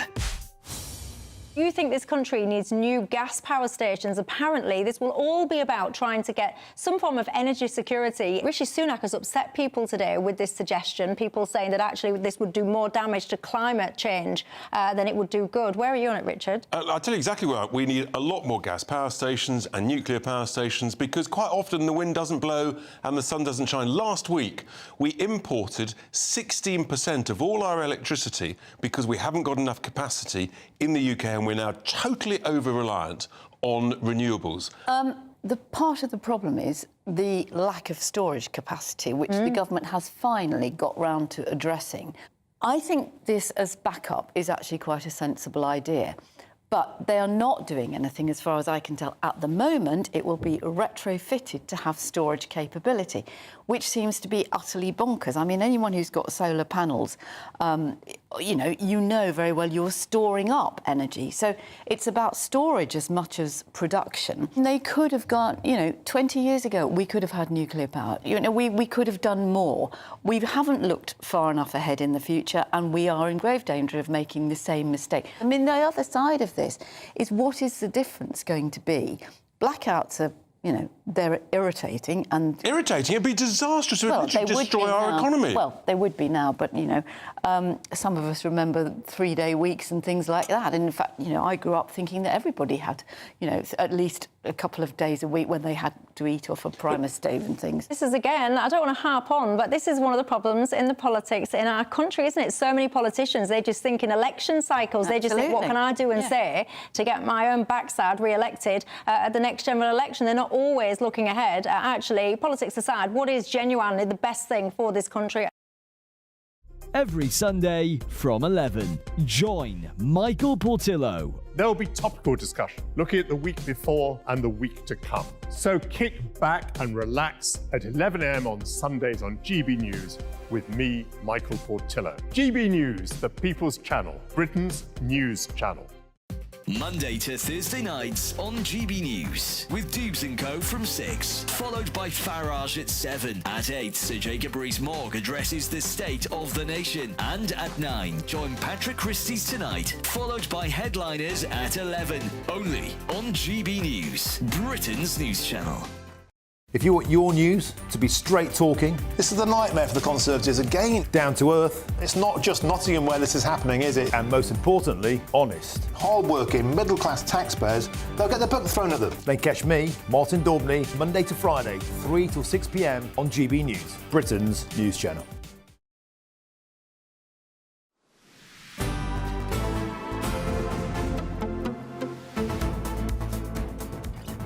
Well, good afternoon, Britain. It's 2:49. Now, more than 2,000 football banning orders have been issued to England fans ahead of the Euros 2024 in Germany next month. Well, authorities say the tournament will be the most accessible international footballing competition for British fans since 2016, and they believe more than 300,000 England supporters could travel to Germany. What does that mean, accessible? Accessible. Joining us now is us now is our Home and Security editor, Mark White. Mark, I understand you were listening to what officials had to say about all this. What did you hear? Well, yes, of course, we're just 5.5 weeks away, really, from that tournament taking place. The first match is Scotland against Germany in Dortmund, in Munich, I should say, and of course then followed 2 days later by England's game against Serbia near Dortmund. As far as Scotland is concerned, well, Police Scotland are liaising with their German authorities with a view to ensuring that their fans are kept as safe and peaceful as possible during this tournament. Today, though, we heard about the preparations for England fans, and as you mentioned there, 300,000 England fans at least are expected to travel to Germany. The most accessible, to answer your question, Emily, what they mean by accessible is the fact that the other international football tournaments of late have been in the likes of Qatar or in Russia, where it's not been as easy to get to. So, of course, getting to Germany is far easier, and as a result, they're expecting very significant numbers to travel there. So ahead of that, of course, they are looking at the potential for trouble, the risk groups, the known troublemakers that might travel there. They've already issued some 2,000 banning orders, 2,000 troublemakers who will not be going there. But despite that, this comes against a backdrop of an increase in football-related disorder across England and Wales. In fact, we've had a 9-year high in the number of arrests that have taken place last season. So against that backdrop, of course, there is some concern. I spoke a little earlier to Mark Roberts, Chief Constable, the national lead for football policing. This is what he said. I'd look on the positive. You know, England fans got a great record at recent tournaments. We know when any number of that people travel, there's always potential for issues, but I think the German authorities are really well prepared. And I think one of the positives, particularly thinking about our fans, Germany's a beer drinking culture, so the police are well aware of dealing with people in the nighttime economy. They deal with plenty of big festivals, so I think we're going to a place that is well suited to work with us to keep everyone safe and make sure there's no issues. And of course, there's always a concern about the threat from international terrorism as well. So policing leaders here are liaising with the National Crime Agency, intelligence services in Germany as well in the lead up to this competition. And as well as that, there is the concern back here in the UK with pubs likely to be open late into the night. The more this tournament continues, if England and indeed Scotland are still in the latter stages of this tournament, then the more there is the possibility of trouble here back in the UK. Well, let's hope everyone can enjoy themselves, but enjoy themselves responsibly. Mark White, thank you very much for bringing us the very latest there from outside the Foreign Office. Very interesting, isn't it? 2,000 football banning orders. But that'll be for all sorts of football-related offences. But that's it from us today. But don't worry, because it's Martin Daubney who's up next. He joins us now. Martin, tell us, what have you got in store? Well, we're asking lots of questions today. How can we simply lose track of 21,700 asylum seekers? Simply vanished. Hardly any of them have the right to be here. That's the first question. The second question, cries of Allah Akbar, sex, honey traps, lobbying scandals, anti-Semitism. British politics is in the gutter. Is it time for an independent political ombudsman to kick the bad apples out?